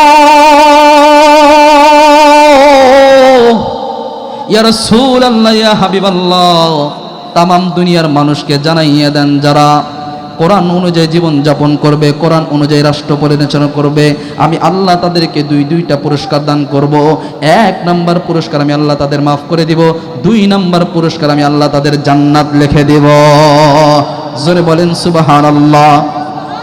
আমিরুল মুমিনিন ডাক দিয়ে কয়, সাহাবীরা রে, এই যে আমার চোখের পানি দেখো, এর কারণ হলো আমি আমিরুল মুমিনিন এক সময় কিছুই ছিলাম না, ইসলাম ধর্ম গ্রহণ করলাম, দিন আনলাম, রাসূল মানলাম, কোরআন মানলাম। আল্লাহ আমাকে এমন সম্মান দিলেন, এমন পাওয়ার দান করলেন। একদিন আমিরুল মুমিনিন মসজিদে নববীর মধ্যে নামাজ পড়তেছে, সেজদা অবস্থায় আছে। আমার বন্ধুগণ, আমিরুল মুমিনিন মসজিদের মধ্যে নামাজ পড়ে, হঠাৎ করে মদিনার মধ্যে ভূমিকম্প হয়ে গেল। আমিরুল মুমিনিন নামাজ পড়ে, ভূমিকম্প চলে। আমিরুল মুমিনিন হযরত ওমর, ভূমিকম্প শুরু হয়ে গেছে জমিনের মধ্যে, এইভাবে থাপ্পড় মারলো। থাপ্পড় দিয়া আমিরুল মুমিনিন বলে, এ জমিন থাম থাম, ভূমিকম্প থাম থাম। আমিরুল মুমিনিন জমিনের উপর থাপ্পড় মাইরা বলে, জমিন তোর কত বড় সাহস, তোর বুকে আমিরুল মুমিনিন নামাজ পড়ে, তোর বুকের মধ্যে শুয়ে আছে বিশ্বনবী মুহাম্মদুর রাসূলুল্লাহ। জোরে জোরে বলি সাল্লাল্লাহু আলাইহি ওয়াসাল্লাম।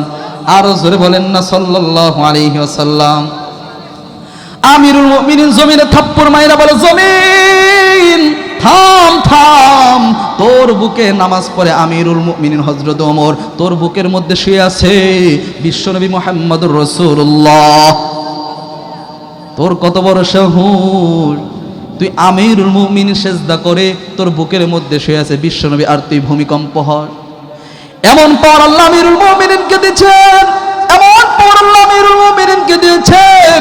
আমিরুল মুমিনিন যখন বলল, জমিন থাম থাম, আল্লাহু আকবার আল্লাহু আকবার, সঙ্গে সঙ্গে জমিনের ভূমিকম্প বন্ধ হয়ে গেছে।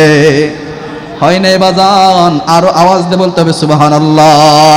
ও বন্ধুরা আমার, খেয়াল করে শোনা চাই, ওই যে সেই দিন থেকে আমিরুল মুমিনিন যেদিন থেকে বলছে থাম থাম, ওই দিন থেকে আজও পর্যন্ত মদিনার বুকে কোনো দিন ভূমিকম্প হয় না। কিসের পাওয়া? ইমানের পাওয়া। ও মুসলমান, ইমান দেখেন কেমন ছিল। আমিরুল মুমিনিন ভূমিকে বলল থাম থাম, আল্লাহ ইমানের পাওয়ার এমন দান করেছিলেন যে আমিরুল মুমিনিন বলতে দেরি, মদিনায় ভূমিকম্প বন্ধ হইতে দেরি হয় না বলে। আল্লাহু আকবার। ও মুসলমান, ওই ঈমান যদি আজও আমরা অর্জন করতে পারি, আল্লাহি আল্লাহর কসম করে বলতে পারি যে মুসলিমদেরকে গোটা বিশ্বের মধ্যে কেউ আমাদেরকে পরাজয় করতে পারবে না। যেভাবে আমাদের বদরি সাহাবীরা 313 জন ঈমানের জোর নিয়ে, ঈমানের শক্তি নিয়ে 1000 কাফের মুশরিকদের বিরুদ্ধে এই খেজুরের ঢাল নিয়ে অস্ত্র শস্ত্র কাফের মুশরিকদের বিজয় অর্জন করতে পেরেছিল, আজও যদি এরকম বর্তমান 1000 নয়, অল্প কিছু যদি ঘনিষ্ঠ খালেস মুমিন যদি কাফের মুশরিকদের বিরুদ্ধে দাঁড়িয়ে যায়, কাফেরদের মসনদ থরথর করে কাঁপতে থাকবে। কথা বলেন ঠিক কিনা? দরকার সেই ঈমান, দরকার সেই সাহসী শক্তি, দরকার সেই হক কথা বলার শক্তি। কথা বলেন ঠিক কিনা? খেয়াল করছেন কিনা? এই যে হাদি, কি নাম যেন, ওসমান হাদি, ওসমান হাদি দেখিয়ে দিয়েছে। ওসমান হাদি এমন বলিষ্ঠ কণ্ঠস্বর ছিল, আল কোরআনের ছোঁয়া পেয়েছে। মাদ্রাসার তার জীবনের শুরু লগ্নে মাদ্রাসায় পড়েছে, ইউনিভার্সিটি কলেজের মধ্যে পড়া সত্ত্বেও ওসমান হাদির অন্তরের মধ্যে ইসলামের পাওয়ার, কোরআনের পাওয়ার এমন জ্বলজ্বল করেছে। দেখেন, ভারতের আধিপত্যের বিরুদ্ধে কথা তুললো, ভারতের আধিপত্যের বিরুদ্ধে রুখে দাঁড়ালো। আর ওসমান হাদি কোরআনের পক্ষ নিয়ে দুর্নীতি, চাঁদাবাজ, লুটপাটদের বিরুদ্ধে যখন দাঁড়িয়ে গেল, তখন তারা বাটপাররা ওসমান হাদিকে দুনিয়া থেকে বিদায় করার জন্য উঠে পড়ে লেগে গেল, প্রকাশ্য করে করলো। আজও পর্যন্ত তার খুনিকেই ধরা হয় না। এই মুসলিম জাতিকে বলতে চাই, এক ওসমান হাদিকে বিদায় করে দিয়ে এই তাওহীদি জনতার গণজোয়ারকে বন্ধ করতে পারবেন না। এক ওসমান হাদিকে বিদায় করতে দিয়েছেন, প্রতিটা ঘরে ঘরে ওসমান হাদি জন্ম নিবে, যার জ্বলন্ত প্রমাণ হলো ওসমান হাদির জানাজা। কথা বলেন ঠিক কিনা? ওসমান হাদির জানাজার মধ্যে এক ঘরোয়ার মানুষ যায় নাই, মাদ্রাসার শুধু হুজুররা যায় নাই, ওসমান হাদির জানাজার মধ্যে মাদ্রাসা, স্কুল, কলেজ, রিক্সা চালক, শ্রমিক, সকল ধর্মের সকল বর্ণের মানুষ অংশগ্রহণ করেছে। সুতরাং বোঝা যায় এ দেশের মানুষ আর তন্ত্র মন্ত্র চায় না, এ দেশের মানুষ আজ ইনসাফ, ন্যায়, বিচার চাই। কথা বলেন ঠিক কিনা? সম্মানিত হাজিরিন, হে, ঈমান দরকার আছে কিনা? জোরে বলতে হবে, ঈমান দরকার আছে কিনা? ঈমান থাকতে হবে এমন ঈমানের বদৌলত, ঈমানের শক্তিতে যত বড়ই বাতিল আসুক না কেন ইনশাআল্লাহ আমরা ভয় পাবো না। আরে মুসলমানদের তো জন্ম এমন, আমাদের তো জন্ম হয়েছে শহীদি তামান নিয়ে। কথা বলেন ঠিক কিনা? কয় ওসমান হাদিকে মারবা, হাজারো ওসমান হাদি এদেশে জন্ম নিবেন। কথা বলেন ঠিক কিনা? এরপরও যে পর্যন্ত এই জমিনে ভারতের আধিপত্য বন্ধ না হবে সে পর্যন্ত আমরা বন্ধ হব না, আমরা থামবো না। কথা বলেন ঠিক কিনা? আমার এই বাংলার জমিন, এই পবিত্র ভূমি নাপাক হতে দেব না। এই পবিত্র জমিন কেউ নাপাক করতে চাইবে, কেউ এই জমিনে আধিপত্য দেখাইতে চাইবে, এদেশের স্বাধীনতা সংগ্রামী মানুষ এটা মেনে নিবে না ইনশাআল্লাহ। আমরা খেয়াল করেছি যেই ভারতের বিরুদ্ধে কথা বলে ওরই টার্গেট করা হয়। জোরে বলতে হবে ঠিক কিনা? কি হয়েছে আমরা খেয়াল করছেন কিনা? আবরার ফাহাদকে মারা হয়েছে। কেন মারা হয়েছে আপনারা জানেন? কোনো ইস্যু নাই। আবরার ফাহাদ শুধু ভারতের বিরুদ্ধে হুঙ্কার দিয়েছিল, এতেই তার জীবন শেষ করে দিয়েছে। এই ওসমান হাদিও একই কথা, সে শুধু ভারতের আধিপত্যের বিরুদ্ধে দাঁড়িয়েছে, তাকেও শেষ করে দেওয়া হয়েছে। কয়জনকে শেষ করবা? শেষ করতে করতে এই জমিনে রক্তের উপর দেওয়া হলেও একদিন ইসলাম প্রতিষ্ঠা হবে ইনশাআল্লাহ। সম্মানিত হাজিরিন, ওই ঈমান আনার দরকার আছে। আপনারা যদি সেই ইমানদার হন, ওয়াল্লাহি আল্লাহর উপর বিশ্বাস রাখি, আল্লাহ তাআলা আমাদের খেলাফত দান করবে। এই জমিনেও একদিন কোরআনের শাসন চালু হবে। কথা বলেন ঠিক কিনা? এবার আসুন, পুরুষদের মধ্যে একটা ঈমানের উদাহরণ দিলাম। ওই জামানায় আল্লাহ বলেন শুধু পুরুষরাই এমন ঈমানদার ছিল না, নারীদের মধ্যেও এমন ঈমানদার ছিল। কথা বলেন ঠিক কিনা? আমাদের মা বোনদের এই ওয়াজগুলো দরকার আছে, কারণ পুরুষ ঠিক কিন্তু নারী ঠিক না, তাহলে চলবে না। কারণ আপনি ইসলামের পক্ষে চলতে থাকবেন, ফজরের নামাজ পড়ার জন্য কনকনে শীতের মধ্যে উঠবেন, আপনার বিবি আপনাকে টেনে ধরবে, না যাওয়া যাবে না। কথা বলেন ঠিক কিনা? ঘর যদি ঠিক হয় তাহলে আপনি উঠতে চাইবেন না, বিবি বলবে তাড়াতাড়ি জলদি জলদি ফজরের আজান হয়ে গেছে, তাড়াতাড়ি উঠে যাও। কথা বলেন ঠিক কিনা? এমন নেককার স্ত্রী যদি পাওয়া যায় যে স্ত্রী ফজরের সময় ঘুম থেকে না ওঠার কারণে তারে আপনার কি করে, শীতের মধ্যে কনকন পানি যদি ঢেলে দেয়, এমন স্ত্রী নেককার। কথা বলেন ঠিক কিনা? এই জন্য পুরুষদেরও সংশোধন হতে হবে, সঙ্গে সঙ্গে মা বোনদেরও এমন পাক্কা ইমানদার হতে হবে। কথা বলেন ঠিক কিনা? একজন পাক্কার ইমানদার মায়ের একটা ঘটনা বলবো। আমার ভাইরা, আম্মাজান খাদিজা রাদিয়াল্লাহু তাআলা আনহার নাম আপনারা শুনেছেন। বিশ্বনবীর স্ত্রী ছিলেন। কেমন ঈমান ছিলেন দেখেন। লা ইলাহা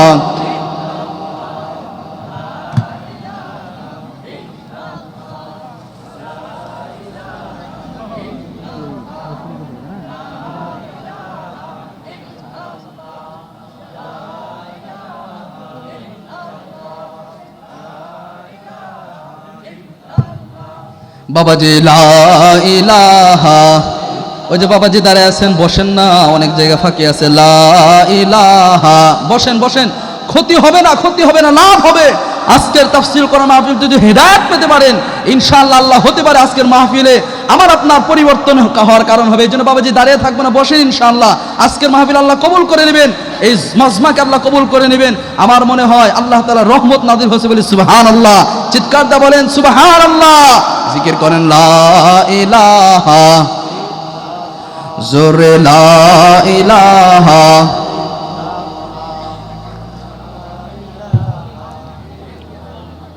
জোরে লা ইলাহা, লা ইলাহা ইল্লাল্লাহু মুহাম্মাদুর রাসূলুল্লাহ। আমার ভাইরা, আমার বন্ধুগণ, বলতেছিলাম ইমানদার কেমন ছিলেন। আম্মাজান খাদিজা রাদিয়াল্লাহু তাআলা আনহার ইমানের কথা বলতেছিলাম। আমার বন্ধুগণ, আম্মাজান খাদিজা রাদিয়াল্লাহু তাআলা আনহা একদিন এইভাবে আবার ঢুকরে ঢুকরে কাঁদতেছে। ছোট্ট মেয়ে হযরত ফাতেমা রাদিয়াল্লাহু তাআলা আনহা বাবার কাছে দৌড়িয়ে গেলেন, ডাক দিয়ে বলতেছেন, আব্বা জান, আম্মা জান ঘরের মধ্যে কেন কেন যেন এইভাবে কান্না করতেছে। আমার আম্মা জানের চোখ দিয়ে পানি পড়তেছে। আব্বা জান, আব্বা গো, আপনি একটু ঘরের মধ্যে আসেন না। আমার আম্মা কেন এইভাবে কান্দে, আম্মার চোখ দিয়ে কেন এইভাবে পানি পড়ে? নবী আমার সাহাবায়ে কেরামদেরকে তালিম দিচ্ছিলেন, দাওয়াতের কথাগুলো বলতেছিলেন। নবী আমার সাহাবায়ে কেরামদেরকে বললেন, ও আমার সাহাবীরা, তোমরা একটু দাঁড়াও, আমি একটু হুজরা মোবারক থেকে আসি। সাহাবায়ে কেরামদেরকে রাইখা নবী আমার ঘরের মধ্যে আসলেন, হুজরা মোবারকের মধ্যে আসলেন। হুজরা মোবারকের মধ্যে আসার পর এসে দেখি বিবি খাদিজা ঢুকরে ঢুকরে কান্দে, অজস্রে কান্নাকাটি করতেছে। নবীজি যখন দেখলেন, নবী আমার যখন দেখলেন খাদিজা রাদিয়াল্লাহু তাআলা আনহা এইভাবে কান্নাকাটি করতেছে, খাদিজাও যখন নবীজিকে দেখলেন, নবী আমার খাদিজা নবীজিকে দেখার পর তার কান্নার তীব্রতা আরো বেড়ে গেল, ফুফিয়ে ফুফিয়ে কান্নাকাটি করা শুরু করে দিল। আম্মা জান খাদিজা নবীকে ডাকতে বলে, নবী গো, আগা নবীজি, আমার মনে হয় আমি আর দুনিয়াতে বেশি দিন বাঁচবো না গো নবীজি। আমার ভাইরা, এখানে একটা কথা আপনাদেরকে বলে দিই, প্রত্যেকটা মানুষ যখন মারা যায় তার কিছুদিন আগে ওই লোকটা টের পায়। কথা বলেন ঠিক কিনা? মালাকুল মাউত 40 দিন আগ থেকে সিগন্যাল দিতে থাকে। প্রত্যেকটা মানুষ যখন মারা যায় তার 40 দিন আগ থেকে মালাকুল মাউত সিগন্যাল দিতে থাকে। প্রথম দিন আইসা বলে, বান্দারে, তুই আজকে বাজারের মধ্যে চাষটলের মধ্যে তুই টিভি দেখোস, এখনো তুই গান বাজনা শোনোস, তুই কি বোঝোস না 40 দিন পর আমি তোর জানটা কবজ করে নিব। 39 দিনের দিন আসে, এইভাবে প্রতিদিন মালাকুল মাউত ওই মৃত ব্যক্তিকে সিগন্যাল দিতে থাকে। এই জন্য আমার বাবাজি, ও আমার মুরব্বী বাবাজিরা রে, আপনারা অনেক সময় জানেন, খেয়াল করেছেন, গ্রামগঞ্জের অনেক মানুষ, বিভিন্ন জেলার মানুষ এখানে এসে উপস্থিত হয়েছে। আমার ভাইরা রে, প্রত্যেকটা মানুষ মরণের আগ দিয়ে জানতে পারে, বুঝতে পারে তার মরণ হইবে। এই কারণে দেখবেন অনেক বাবাজিরা রে, দেখবেন মৃত্যুর আগ দিয়ে কিছুদিন পূর্বেই বড় ছেলের হাত ধরে, হাত দিয়ে ডাক দিয়া পাশে বসায়। আরে বন্ধু, পাশে বসানোর পর ডাকতে বলেন, বেটারে, তুমি আমার বড় সন্তান, এই যে সংসারটা আমি বড় কষ্ট কইরা এত দূর পর্যন্ত নিয়ে এসেছে, আমার মনে হয় আমি বেশি দিন বাঁচবো না। এ সন্তান, এই সংসারটা তোমার হাতে দিয়ে দিলাম। ছোট্ট বোন তোমার আছে, ছোট্ট বোনটাকে তুমি একটু দেখে শুনে বিয়ের শাদী করে দিও। এইভাবে যখন মানুষ মারা যাওয়ার আগ মুহূর্ত আসে, এইভাবে শুধু প্রত্যেকটা মানুষের সাথে দেখা হয়, এমন অস্বাভাবিক কথা বলে, মনে হয় তার কথার মধ্যেই বোঝা যায় লোকটা দুনিয়ায় বেশি দিন বাঁচবে না। এই জন্য অনেক মানুষ মারা যাওয়ার পর জানা যায় এসে একজন আরেকজনকে বলে, এই তো কিছুদিন আগে সে আমার সাথে এমন কথা বলেছে।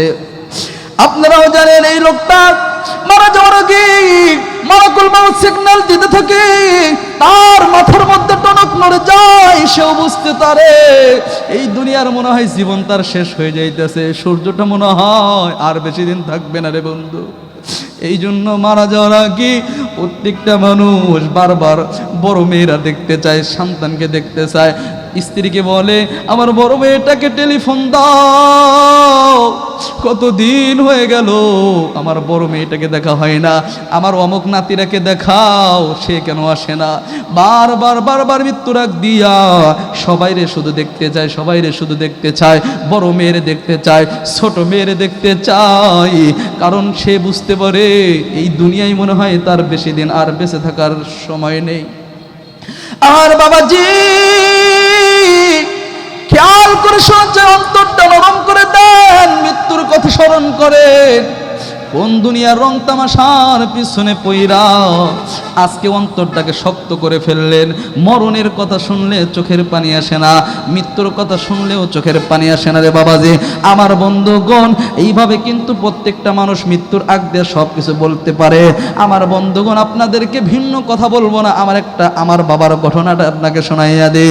আমার বাবার যখন ইন্তেকাল হয়, মাদ্রাসা ছুটি চলতেছিল, মাদ্রাসা ছুটি ছিল 1 সপ্তাহ, সোমবার দিনে ঘটনা, হঠাৎ করে বাবার অসুস্থতা বেড়ে গেল। হঠাৎ করে অসুস্থ বেড়ে যাওয়ার পর বাবার কাছে আসলাম। বাবার কাছে আসার পর বাবার হাতটা ধরলাম, মুখের মধ্যে পানি দিলাম। পানি দেওয়ার পর বাবার একটু জ্ঞান ফিরে আসলো। আব্বা আমার হাতটা ধরে চোখ থেকে পানি পড়ে। আমার আব্বা আমাকে ডেকে বলে, সন্তান, তুমি কিন্তু আমাকে সাজিয়ে গুজিয়ে না দিয়ে মাদ্রাসায় যেও না। আমার বাবা আমাকে বলে, বেটা তোমার মাদ্রাসার ছুটি আর কয়দিন আছে, আমাকে একটু বলো না কয়দিন আছে তোমার ছুটি। আমি বললাম, আব্বা টেনশন কইরেন না, আমি অনেক দিন ছুটির মধ্যে আছি, আপনি টেনশন কইরেন না। সোমবারের ঘটনা। আব্বা আমাকে হাত ধরে বলে, বেটা, আমার হাত ধরে বলে, বেটা আমার যে অবস্থা আমি বুঝতে পারছি, মনে হয় দুনিয়ায় আর আমার বেশি হায়াত নাই। সন্তান রে, মাদ্রাসায় যেও না, আমার লাশটাকে সুন্দর কইরা তুমি দাফন কাফন কইরা আমাকে সুন্দর করে সাজিয়ে গুজিয়ে দিয়ে এরপরে তুমি মাদ্রাসায় যাও। আব্বাকে বললাম, আব্বা আপনি টেনশন কইরেন না, আমি আছি। আমার বন্ধুগণ, সোমবারের ঘটনা, মাঝখানে একটা দিন চলে গেল। বলতেছিলাম মৃত মানুষ কিন্তু টের পায় তার জীবনটা শেষ হয়ে যাবে। মঙ্গলবার চলে যাওয়ার পর বুধবার দিন রাতের ঘটনা, হঠাৎ করে আবার অসুস্থতার তীব্রতা বেড়ে গেল। আসতে আসতে আব্বার কাছে বসতে বসতেই আমার আব্বা দুনিয়া ছেড়ে চলে গেল। আরে বন্ধু, মৃত্যুর 2 দিন আগের ঘটনা। তিনি বুঝতে পারলেন দুনিয়া ছেড়ে তাকে চলে যেতে হবে, এই কারণে এমন কথা বললো যে আমার মনে হয় বেশি হায়াত নাই। আমার বাবা যে বলতেছিলাম, প্রত্যেকটা মানুষ মৃত্যুর আগে বুঝতে পারে তার জীবন শেষ হয়ে যাইতেছে। আম্মা জান খাদিজা রাদিয়াল্লাহু তাআলা আনহা নবীজিকে প্রশ্ন করতে, ইয়া রাসূলুল্লাহ, ইয়া হাবিবাল্লাহ, আপনি বলেন আমার মনে হয় হায়াত শেষ হয়ে যাবে, আমি বেশি দিন বাঁচব না। নবী গো, নবীজি দুনিয়া ছেড়ে যেহেতু চলে যেতে হবে, নবী গো আপনার কাছে আমি কিছু চাই। আপনার সঙ্গে ছিলাম, আপনার সুখে দুঃখে পাশে ছিলাম, নবী গো দুনিয়া ছেড়ে চলে যাব, আপনার কাছে আমি কিছু চাই, আপনি আমাকে দিবেন কিনা বলেন। নবী আমার ডাকতে বলেন, বিবি বলো বলো তোমার কি চাওয়া, আমি তোমাকে তোমার শর্তগুলো মেনে নেব। নবী আমার প্রথম নাম্বার শর্ত দেয়, ইয়া রাসূলুল্লাহ, ইয়া হাবিবাল্লাহ, আমি যেহেতু দুনিয়া ছেড়ে চলেই যাব, দুনিয়াতে কেউ থাকতেও পারবে না। আগা নবীজি দুনিয়া ছেড়ে চলে যাব, আপনার কাছে আমার একটা প্রশ্ন, আমি এই দুনিয়াতে চলে যাব, নবী গো দুনিয়ার নিয়ম হলো মানুষ মারা যাওয়ার পর এই মানুষগুলোকে কাফন দাফন দেওয়া হয়। আগা নবীজি আপনার কাছে আমার চাওয়া, আপনি আমাকে দুনিয়ার সাধারণ কোনো কাপড় দিয়ে কাফন দিয়েন না গো নবীজি। নবী আমার ডাক দেও নাই, খাদিজা তুমি সাধারণ কাফন চাও না, কোন কাফন দিয়ে তোমাকে কোন কাপড় দিয়ে কাফন দিব বলো না। আম্মা জান খাদিজা ডাক দিয়ে বলেন, নবী গো, আগা নবীজি আপনার একটা জুব্বা মুবারক দিয়া আমি খাদিজাকে কাফন দিয়েন। আল্লাহু আকবার। নবী আমার ডাকতে বলেন, বেবি আমার জুব্বা দিয়া তোমার কাফনের কাপড় দিলে এতে লাভ হবে কি? খাদিজা বলেন, নবী গো দুনিয়ার বুকে আপনার উপর ঈমান আনলাম, ঈমান আনার কারণে আপনার সর্বদাই পাশে ছিলাম নবী গো। আগো নবীজি এই ঈমানটা নিয়ে আমি কবরে যাইতে চাই, একটা জিনিস আপনার জুব্বা মোবারক যদি আমার সাথে থাকে, আমি খাদিজা আমার ভালো লাগবে যে আমি নবীজির জুব্বাটা নিয়ে কবরের মধ্যে গেছি। ও পর্দার মা, কেন নামাজ পড়েন না? কেন নবীজিকে ভালোবাসেন না, মহব্বত করেন না? আপনার একটা সন্তানকে কেন কোরআনের হাফেজ বানান না রে বাবা? আপনি কেন কোরআনের মূল্য দেন না, মাদ্রাসাকে মহব্বত করেন না? আম্মা জান খাদিজা নবীজিকে বলতেছেন, ইয়া রাসূলুল্লাহ আপনার কাছে আমার 2 নাম্বার শর্ত, 2 নাম্বার চাওয়া। নবী আমার বললেন, বিবি বলো বলো জলদি বলো 2 নাম্বার কি চাওয়া? আম্মা জান খাদিজা রাদিয়াল্লাহু তাআলা আনহা বলেন, নবী গো আমার কবরের মধ্যে দুনিয়ার সাধারণ কোনো মানুষ যেন নামে না। ওগো নবীজি আমার কবরের মধ্যে আপনি বিশ্ব নবীজি নিজেই নামবেন। আল্লাহু আকবার। নবী আমার ডাকতে বলেন, খাদিজা তোমার কবরের মধ্যে আমি নবীজি নামার দ্বারা কি লাভ হবে? খাদিজা বলো না বলো না, আমি তোমার কবরের মধ্যে নামলে কি ফায়দা হবে? আম্মা জান খাদিজা চোখের পানি ফেলে কান্দে আর ডাকতে বলেন, নবী গো ইয়া রাসূলুল্লাহ ইয়া হাবিবাল্লাহ, আপনি নবীজির জবান থেকে আমি শুনেছি, বহুবার শুনেছে, আপনি নবীজি বলেছেন কবর জগৎটা নাকি ভালো না। আপনি নবী অনেকবার বলেছেন এই কবর এটা কোনো আপনজন মানুষ দেখে না। আপনি নবী বলেছেন এই কবরটা নাকি কোনো আত্মীয় স্বজন দেখে না, নবীর মেয়েকেও দেখে না, নবীর বিবিকেও দেখে না। আপনি বলেছেন এই কবরের মধ্যে যেই ব্যক্তিকে রাখা হয় সর্বপ্রথম এই কবরটা নাকি প্রত্যেকটা লাশকে এমনভাবে চাপ দেয়, এক পাঁজরের হাড় আর এক পাঁজরের মধ্যে এমনি এমনি ঢুকে যায়। নবীজি আপনার জবান থেকে বহুবার শুনেছি আপনি বলেছেন এই কবর নাকি ভালো ঘর না, এই কবর নাকি নির্জনের ঘর, এই কবর নাকি সাপ বিচ্ছুর ঘর। নবী গো, নবীজি দুনিয়ার মধ্যে টাকা পয়সা আমার অভাব ছিল না, আপনার মহাব্বতেরও আমার কমতি ছিল না, সব টাকা পয়সা মহাব্বত আপনার পিছনে ব্যয় করেছি। নবী গো, আপনার কাছে আমার চাওয়া ওই যে আপনি বলেছেন কবরটা ভালো না, আমার ভয় লাগে গো নবী। নবীজি আপনার কবরের ভয়ঙ্কর তথ্য শুনে আপনার সাহাবী হযরত ওসমান কবরের পাশ দিয়ে যাইতে পারতেন না। ওসমান রাদিয়াল্লাহু তাআলা কবরের পাশ দিয়ে গেলে, কবরের পাশ দিয়ে গেলে ওসমান রাদিয়াল্লাহু তাআলা ঢুকরে ঢুকরে কাঁদতেন, অজস্র চোখ দিয়ে পানি পড়তো। আরে বন্ধু আমার যুবক ভাই রে, তোদেরকে কি বলবো, আজকে অন্তরটা গুনাহ করতে করতে এমন ময়লা হয়ে গেছে, অন্তরটা এমন পাথর হয়ে গেল, আজকে কবর দেখে কান্না তো দূরের কথা, আমার পাড়ার প্রতিবেশী আমার সামনে দিয়ে যদি কোনো মানুষকে নিয়ে যাওয়া হয়, কোনো মানুষ মারা যায়, লাশটা নিয়ে যায়, এর যুবক তোর চোখ থেকে পানি পড়ে না? এত অন্তরটা পাষাণ হয়ে গেল, ভয় নাই অন্তরের মধ্যে। পাশের যুবক, সঙ্গে যুবক মারা যায়, ওই যুবকের লাশটা খাটের মধ্যে নিয়ে যায়। আরে যুবক, আর তুই ওই টাইমে দোকানের মধ্যে থাইকে তুই ক্রাম খেলোস, বন্ধুদের সঙ্গে আড্ডা দাস, মোবাইলের মধ্যে নেট চালার মধ্যে ব্যস্ত, তোর সামনে দিয়ে লাশটা নিয়ে যায়, অথচ তোর অন্তরের মধ্যে একটু ধাক্কা লাগে না, একটু ভয় হয় না? হতেও তো পারতো ওই লাশটা তোর যুবক, অন্য যুবক না হইয়া, তোর বন্ধু না হইয়া, ওই লাশটা তো আমিও আপনি হতে পারতাম। কথা বলেন ঠিক কিনা? অথচ এই লাশটা যখন নিয়ে যায় অন্তরের মধ্যে ধাক্কা লাগে না। অথচ কিতাবের মধ্যে লেখে মানুষ যখন মারা যায়, মানুষ মারা যাওয়ার পর ওই মানুষ যখন ডাকা হয় জানাজা দেওয়ার জন্য, অনেক মানুষ দেখবেন হুজুররা জানাজাকে সামনে নিয়ে বিভিন্ন বয়ান দিতে থাকে।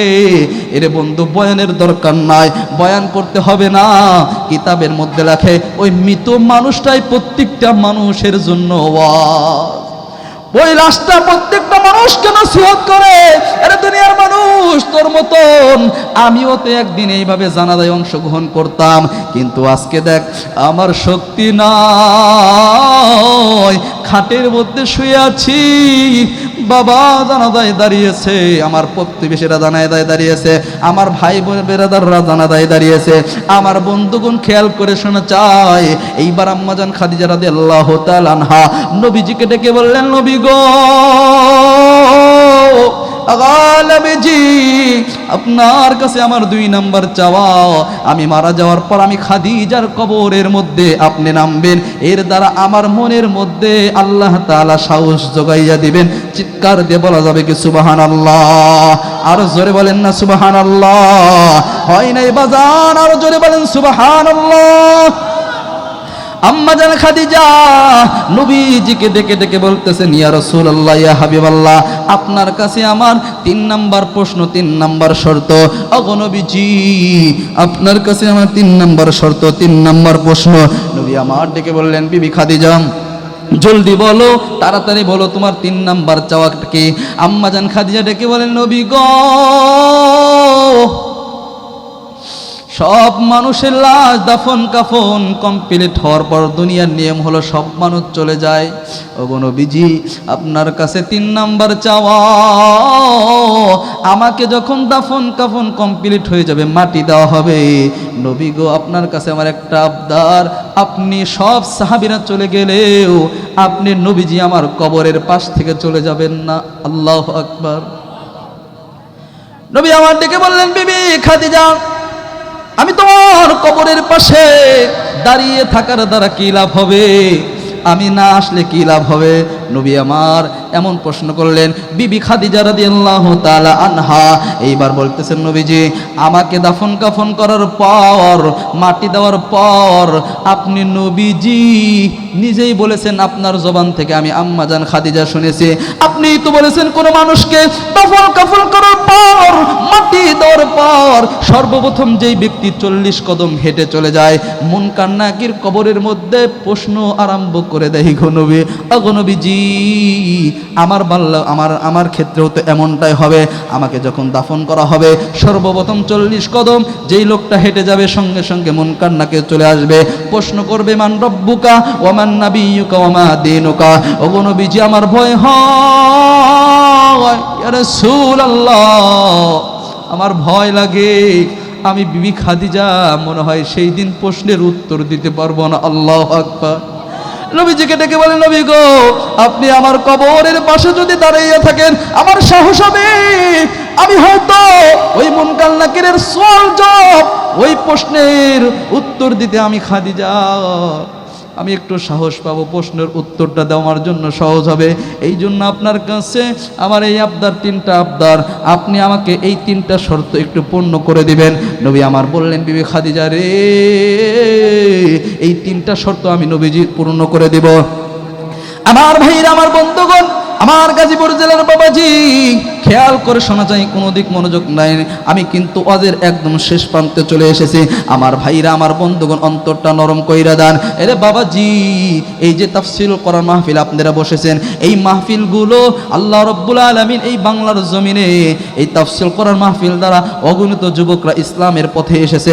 অনেক মানুষ এই তাফসীর করার মাহফিল থেকে হেদায়েত পেতে দিনের পথে এসেছে, নামাজ ধরেছে, রোজা ধরেছে। কথা বলেন ঠিক কিনা? আরো জোরে বলতে হবে ঠিক কিনা? এক সময় এই বাংলার জমিনে কিন্তু এই তাফসীর কোরআন মাহফিল ছিল না? ছিল? জোরে বলতে হবে, ছিল? ছিল না। প্রত্যেকটা গ্রামে গঞ্জে দেখা যায় তো গান বাজনা, নাটক, সিনেমা। কথা বলেন ঠিক কিনা? শীতের দিন আসলে আজও অনেক অঞ্চলে গানের আওয়াজ ভেসে আসে, কিন্তু আলহামদুলিল্লাহ আল্লাহ পরিবর্তন করে দিয়েছেন। এই বাংলার জমিনে শীতের মৌসুমে এখন কোরআনের তাফসীর হয় বলে আলহামদুলিল্লাহ। এই তাফসীর কোরআন মাহফিল হবে, এগুলো দরকার আছে কিনা? সকলে বলেন আছে। এই মাদ্রাসাগুলো হোক, দরকার আছে। 3টা প্রশ্ন করছেন, কয়টা? নবীজি বললেন 3টা শর্ত পূর্ণ করব। এবার আম্মাজান খাদিজার ইন্তেকাল হয়ে গেল, নবীজি প্রথম শর্ত পূর্ণ করবেন। 3টা শর্ত শুনবেন, কারা কারা 2খানা হাত উঠান।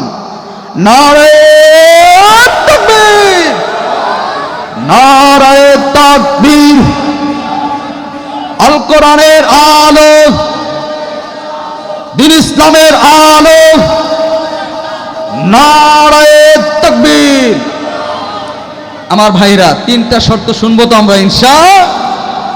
এবার আসুন, আমার বাবাজি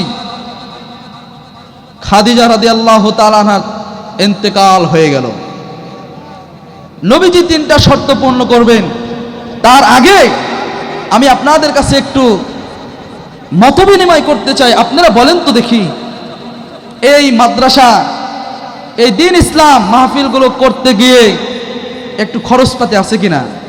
বাবাজি রাগ করেন না, অনেক মানুষ মনে করে যে হুজুর কালেকশনের দিকে যাচ্ছে, কারণ আমাদের চাইতে আপনারা ভালো বোঝেন। এখন বয়ানের মোড় দেখলেও অনেক মানুষ বলে যে মনে হয় হুজুর এখন কালেকশনে এই উঠে যায়। বাবাজি কেউ উঠবেন না। দেখেন, আমি ওয়াজের বক্তা, আমি সম্পূর্ণ ওয়াজ করবো ইনশাআল্লাহ।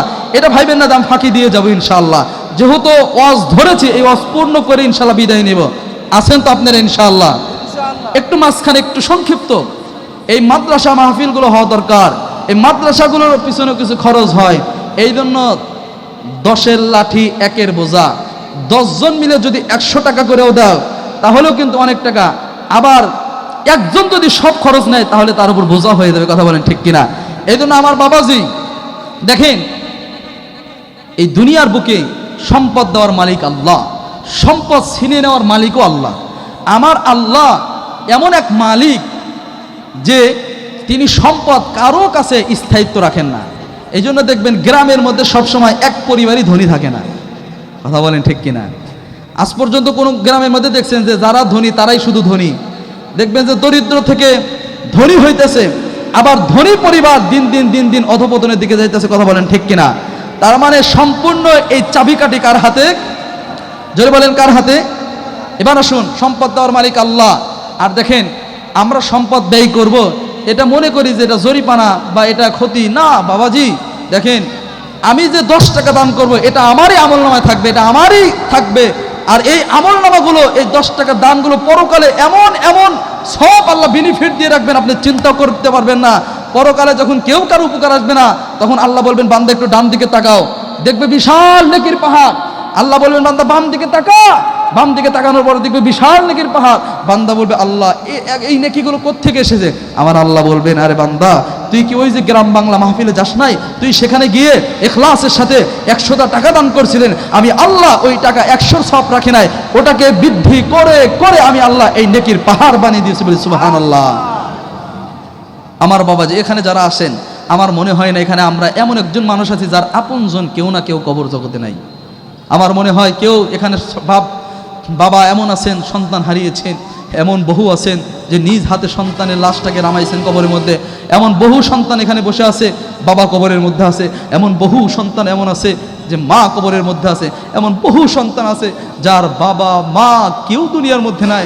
আরে বাবাজি, এক সময় এমন ছিল, এই যে এক যুবক এসে বলতেছে হুজুর একটু আমার মায়ের জন্য দোয়া করবেন। আমি বললাম ঠিক আছে, তুমি এভাবে কাটতেছো কেন? আমি দোয়া করে দিব না। বলতেছেন হুজুর আমার মায়ের জন্য তো দোয়া করবেন, আমার মা দুনিয়ায় নাই। বলি ঠিক আছে দোয়া করে দেবেন, এভাবে কাঁদছো কেন? বলতেছেন হুজুর কি বলবো আপনার কাছে, এক সময় আমার মা বেঁচে ছিল, আমার মা দুনিয়ায় বেঁচে ছিল। আমার মা অসুস্থ থাকতো ঘরের মধ্যে, ফল ফ্রুট কিনে খাওয়াবো এটা তো দূরের কথা, আমি ঠিকমতো ওষুধ কিনে খাওয়াইতে পারতাম না। তখন আমার চাকরি ছিল না, টাকা ছিল না, কিচ্ছু ছিল না। বলে হুজুর আজকে খুব কষ্ট হয়। এমনও দিন যায় হুজুর বাড়ির মধ্যে 50,000 1 লাখ টাকার বান্ডিল নিয়ে ঘরের মধ্যে প্রবেশ করি, বাড়িতে প্রবেশ করি, কিন্তু যেই মাকে ওষুধ কিনে দিতে পারতাম না, ওই মা আর আমি ঘরের মধ্যে আমি পাই না। ওই মা নাই, দুনিয়া ছেড়ে চলে গেছে হুজুর। টাকা পয়সার অভাব নাই হুজুর, কিন্তু যার পিছনে ব্যয় করবো সেই মা নাই। কলিজার টুকরো বাবাজি, কলিজার টুকরো যুবক এখানে যারা আছেন, দেখেন ওই মা বাবা অনেকে চলে গেছে কবরের মধ্যে। জানেন তাদের পরকালের যে অবস্থা? নবীজি বলতেন আমি যদি আল্লাহর কাছে দোয়া করতাম যে আল্লাহ কবর জগতের অবস্থা দেখায় দেন, আল্লাহ তারা কবুল করতেন। নবীজি বলেন উম্মতেরা রে, আমি আল্লাহর কাছে কেন দোয়া করি না যে কবরের অবস্থা যেন না দেখায়, কবরের আযাব যেন না দেখায়। কারণ যদি আল্লাহ তাআলা কবরের আযাব কোনো মানুষকে দেখাইতো, তাহলে কোনো মানুষ তার বাবার লাশটা নিয়ে কবরে রাখতো না, কোনো মানুষ তার মার লাশটা কবরে রাখতো না, কেউ দাফন করতো না কবরের আযাবের ভয়ে। ও মুসলমান, ওই যারা মারা গেছে তারা কবরের মধ্যে বসে বসে ডেকে ডেকে বলতেছেন বেটা একটু খরচ কর আমার জন্য, একটু দোয়া কর, একটু দোয়া কর, আমাদের অবস্থা ভালো না। কত সন্তান এখানে আছে, প্রত্যন্ত অঞ্চল থেকে এসেছেন, গ্রাম থেকে এসেছেন, জেলা থেকে এসেছেন, বাবা মারা গেছে। অনেক সন্তান এমন আছে 1 বছর 2 বছর হয়ে গেছে, বাবার কবরের পাশে দাঁড়ানোরই সময় হয় না, ছুটি নাই। বাবার কবরের পাশে জানাজা দেওয়ার পরে সেই যে চলে এসেছে, একটা দিন 1 বছর হয়ে গেছে, একটা দিনও সুযোগ হয় না বাবার পাশে গিয়ে একটু জিয়ারত করার। বাবাজি এখানে আসুন, দান করেন, আল্লাহর ঘরে দেন, মাদ্রাসায় দেন, তাফসীর করার মাহফিলে দেন, দোয়া করে যাবো ইনশাল্লাহ। আমি দোয়া করব আপনাদের জন্য, যেন আপনাদের এই দানগুলোকে বদৌলতে আল্লাহ তাআলা প্রত্যেকের কবরগুলোকে জান্নাতবাসী করে দেন। বাবাজি সর্বপ্রথম কোন ভাই আছেন যে হুজুর আমি আমার মায়ের জন্য, বাবার জন্য 1000 2000 500 টাকা 100 টাকা দান, আসেন বাবাজি, আমি নাম ধরে ধরে দোয়া করব। বাবাজি আসেন, কে আছেন আমার হাতে আসেন, এই যে আমার এক বাবাজি আসেন, সুরজ ভাইয়ের আব্বা। আমার ভাইরা, আমার বন্ধুগণ, প্লিজ বাবাজি আম্মাজান খাদিজা রাদিয়াল্লাহু তাআলা আনহা নবীজির কাছে 3টা জিনিস চাওয়ার পর কিছুদিন পরেই বিবি খাদিজা রাদিয়াল্লাহু তাআলা আনহার ইন্তেকাল হয়ে যায়। নবী আমার খাদিজার ইন্তেকালের পর সাহাবায়ে কিরামদেরকে ডেকে ডেকে বললেন, ও আমার সাহাবীরা রে, আমার বিবি খাদিজাকে আমি দুনিয়ার সাধারণ কোনো কাপড় দিয়ে কাফন দেব না। ও সাহাবীরা রে, আমি আমার বিবিজি আমার কাছে চেয়েছিল একটা জুব্বা মোবারক দিয়ে কাফন দেওয়ার জন্য। সাহাবীরা রে, যাও যাও জলদি করে যাও, একটা আমার জুব্বা নিয়ে আসো, ওই জুব্বা দিয়ে আমি বিশ্বনবীজি আমার বিবি খাদিজার কাফনের ব্যবস্থা করে দেব, বলি সুবহানাল্লাহ। আর জোরে বলেন না সুবহানাল্লাহ। হয় নাই বাজান, চিৎকার দিয়ে বলতে হবে সুবহানাল্লাহ। সাহাবীরা ডাকতে বলেন, নবী গো, ইয়া রাসূলুল্লাহ, আপনি বললেন ওগো নবীজি, খাদিজা রাদিয়াল্লাহু তাআলা আনহার কাফনের কাপড়টা দিবেন আপনার জুব্বা মুবারক দিয়ে। নবীজি বলেন, আপনার কোন জুব্বা মুবারকটা নিয়ে আসব? নবী আমার দিকে বলেন, ও সাহাবীরা রে, আমার বিবি খাদিজাকে আমি সাধারণ কোনো জুব্বা দিয়া কাফন দেব না রে। ও সাহাবীরা রে, আমি যেই জুব্বা মুবারকটা পইরা তায়েফের ময়দানে দাওয়াত দিতে গিয়েছিলাম, ওই তায়েফের মানুষ, ওই দুষ্ট যুবকেরা আমাকে রক্তাক্ত করেছিল, যেই জুব্বা মুবারকে তায়েফের রক্ত লেগে আছে, আমি আজকে আমার বিবিজি খাদিজার কাফনটা ওই তায়েফের ময়দানের ওই জুব্বা মুবারক দিয়ে দেব, বলে সুবহানাল্লাহ। আর জোরে জোরে বলতে হবে সুবহানাল্লাহ। নবী আমার খাদিজা রাদিয়াল্লাহু তাআলা আনহার জুব্বা দিয়ে দেয়া, নবীজির জুব্বা দিয়ে কাফনের ব্যবস্থা করলেন। এইবার নবী আমার সাহাবায়ে কিরামদেরকে ডেকে ডেকে বললেন, ও আমার সাহাবীরা রে, এই কবরের মধ্যে আর কেউ নামবে না। আজকে কবরের মধ্যে, বিবি খাদিজার কবরের মধ্যে আমি নবীজি নিজেই নেমে যাব, বলে সুবহানাল্লাহ। নবী আমার কবরের মধ্যে নামলেন। কবরের মধ্যে নামার পর আম্মাজান খাদিজা রাদিয়াল্লাহু তাআলা আনহার লাশটা নিয়া কবরের মধ্যে রাখলি। আরে বন্ধু, নবীজি নিজে বিবির লাশটা কবরের মধ্যে রাখলেন। কবরের মধ্যে রাখার পর এইবার আম্মাজান খাদিজার কবরটাকে মাটি দিয়ে রাখা হলো। এইবার নবী আমার কবরটা দেওয়ার পর এইবার নবী আমার খাদিজার দুইটা চাওয়া পূর্ণ করে দিলেন। পূর্ণ করার পর লাশটা যখন কবরস্থ করা হলো, এইবার আমার বন্ধুরে একে একে সব মানুষগুলো চলে গেল, কেউ থাকলো না রে বন্ধু। এইটা ভাবার সুযোগ নাই, মনে হয় শুধু খাদিজার কবরে কেউ থাকে নাই। এই বন্ধু, আপনি ওরা জানেন, আমাকে আপনাকে কবর দেওয়ার পরও কিন্তু কেউ থাকবে না। দুনিয়ার মধ্যে এত বন্ধু বান্ধব, এত আপনজন, মা বাবা ভাই বেরাদারের অভাব নাই। চাষতলে বসলে বন্ধুর অভাব নাই রে বন্ধু। এই মুহূর্তে মরে যাবা, এই মুহূর্তে মারা যাওয়ার পর অনেক যুবক তোমার জানাজাও আসবে না। এই মুহূর্তে মারা যাওয়ার পর তোমার বিল্ডিং ছিল রে বন্ধু, বিল্ডিং থেকে তোমাকে নামাইতে দেরি হবে না রে। মারা যাইবা, স্ত্রী ডেকে বলবে, কারা আছো গো? আমার স্বামী মারা গেছে, ভয় পাই, তাড়াতাড়ি লাশটাকে নিয়ে যাও। সন্তানরা বলবেন, আম্মা ভয় পাই, আব্বা নাই, লাশটাকে জলদি জলদি নিয়ে যাও। আরে বন্ধু, কুয়াশার মধ্যে তুমি মাহফিলে আসো না, মারা যাওয়ার পর তোমাকে ঘরের মধ্যে বের করা হবে। ঘর থেকে বের করা মানে উঠানের মধ্যে রাখা হবে।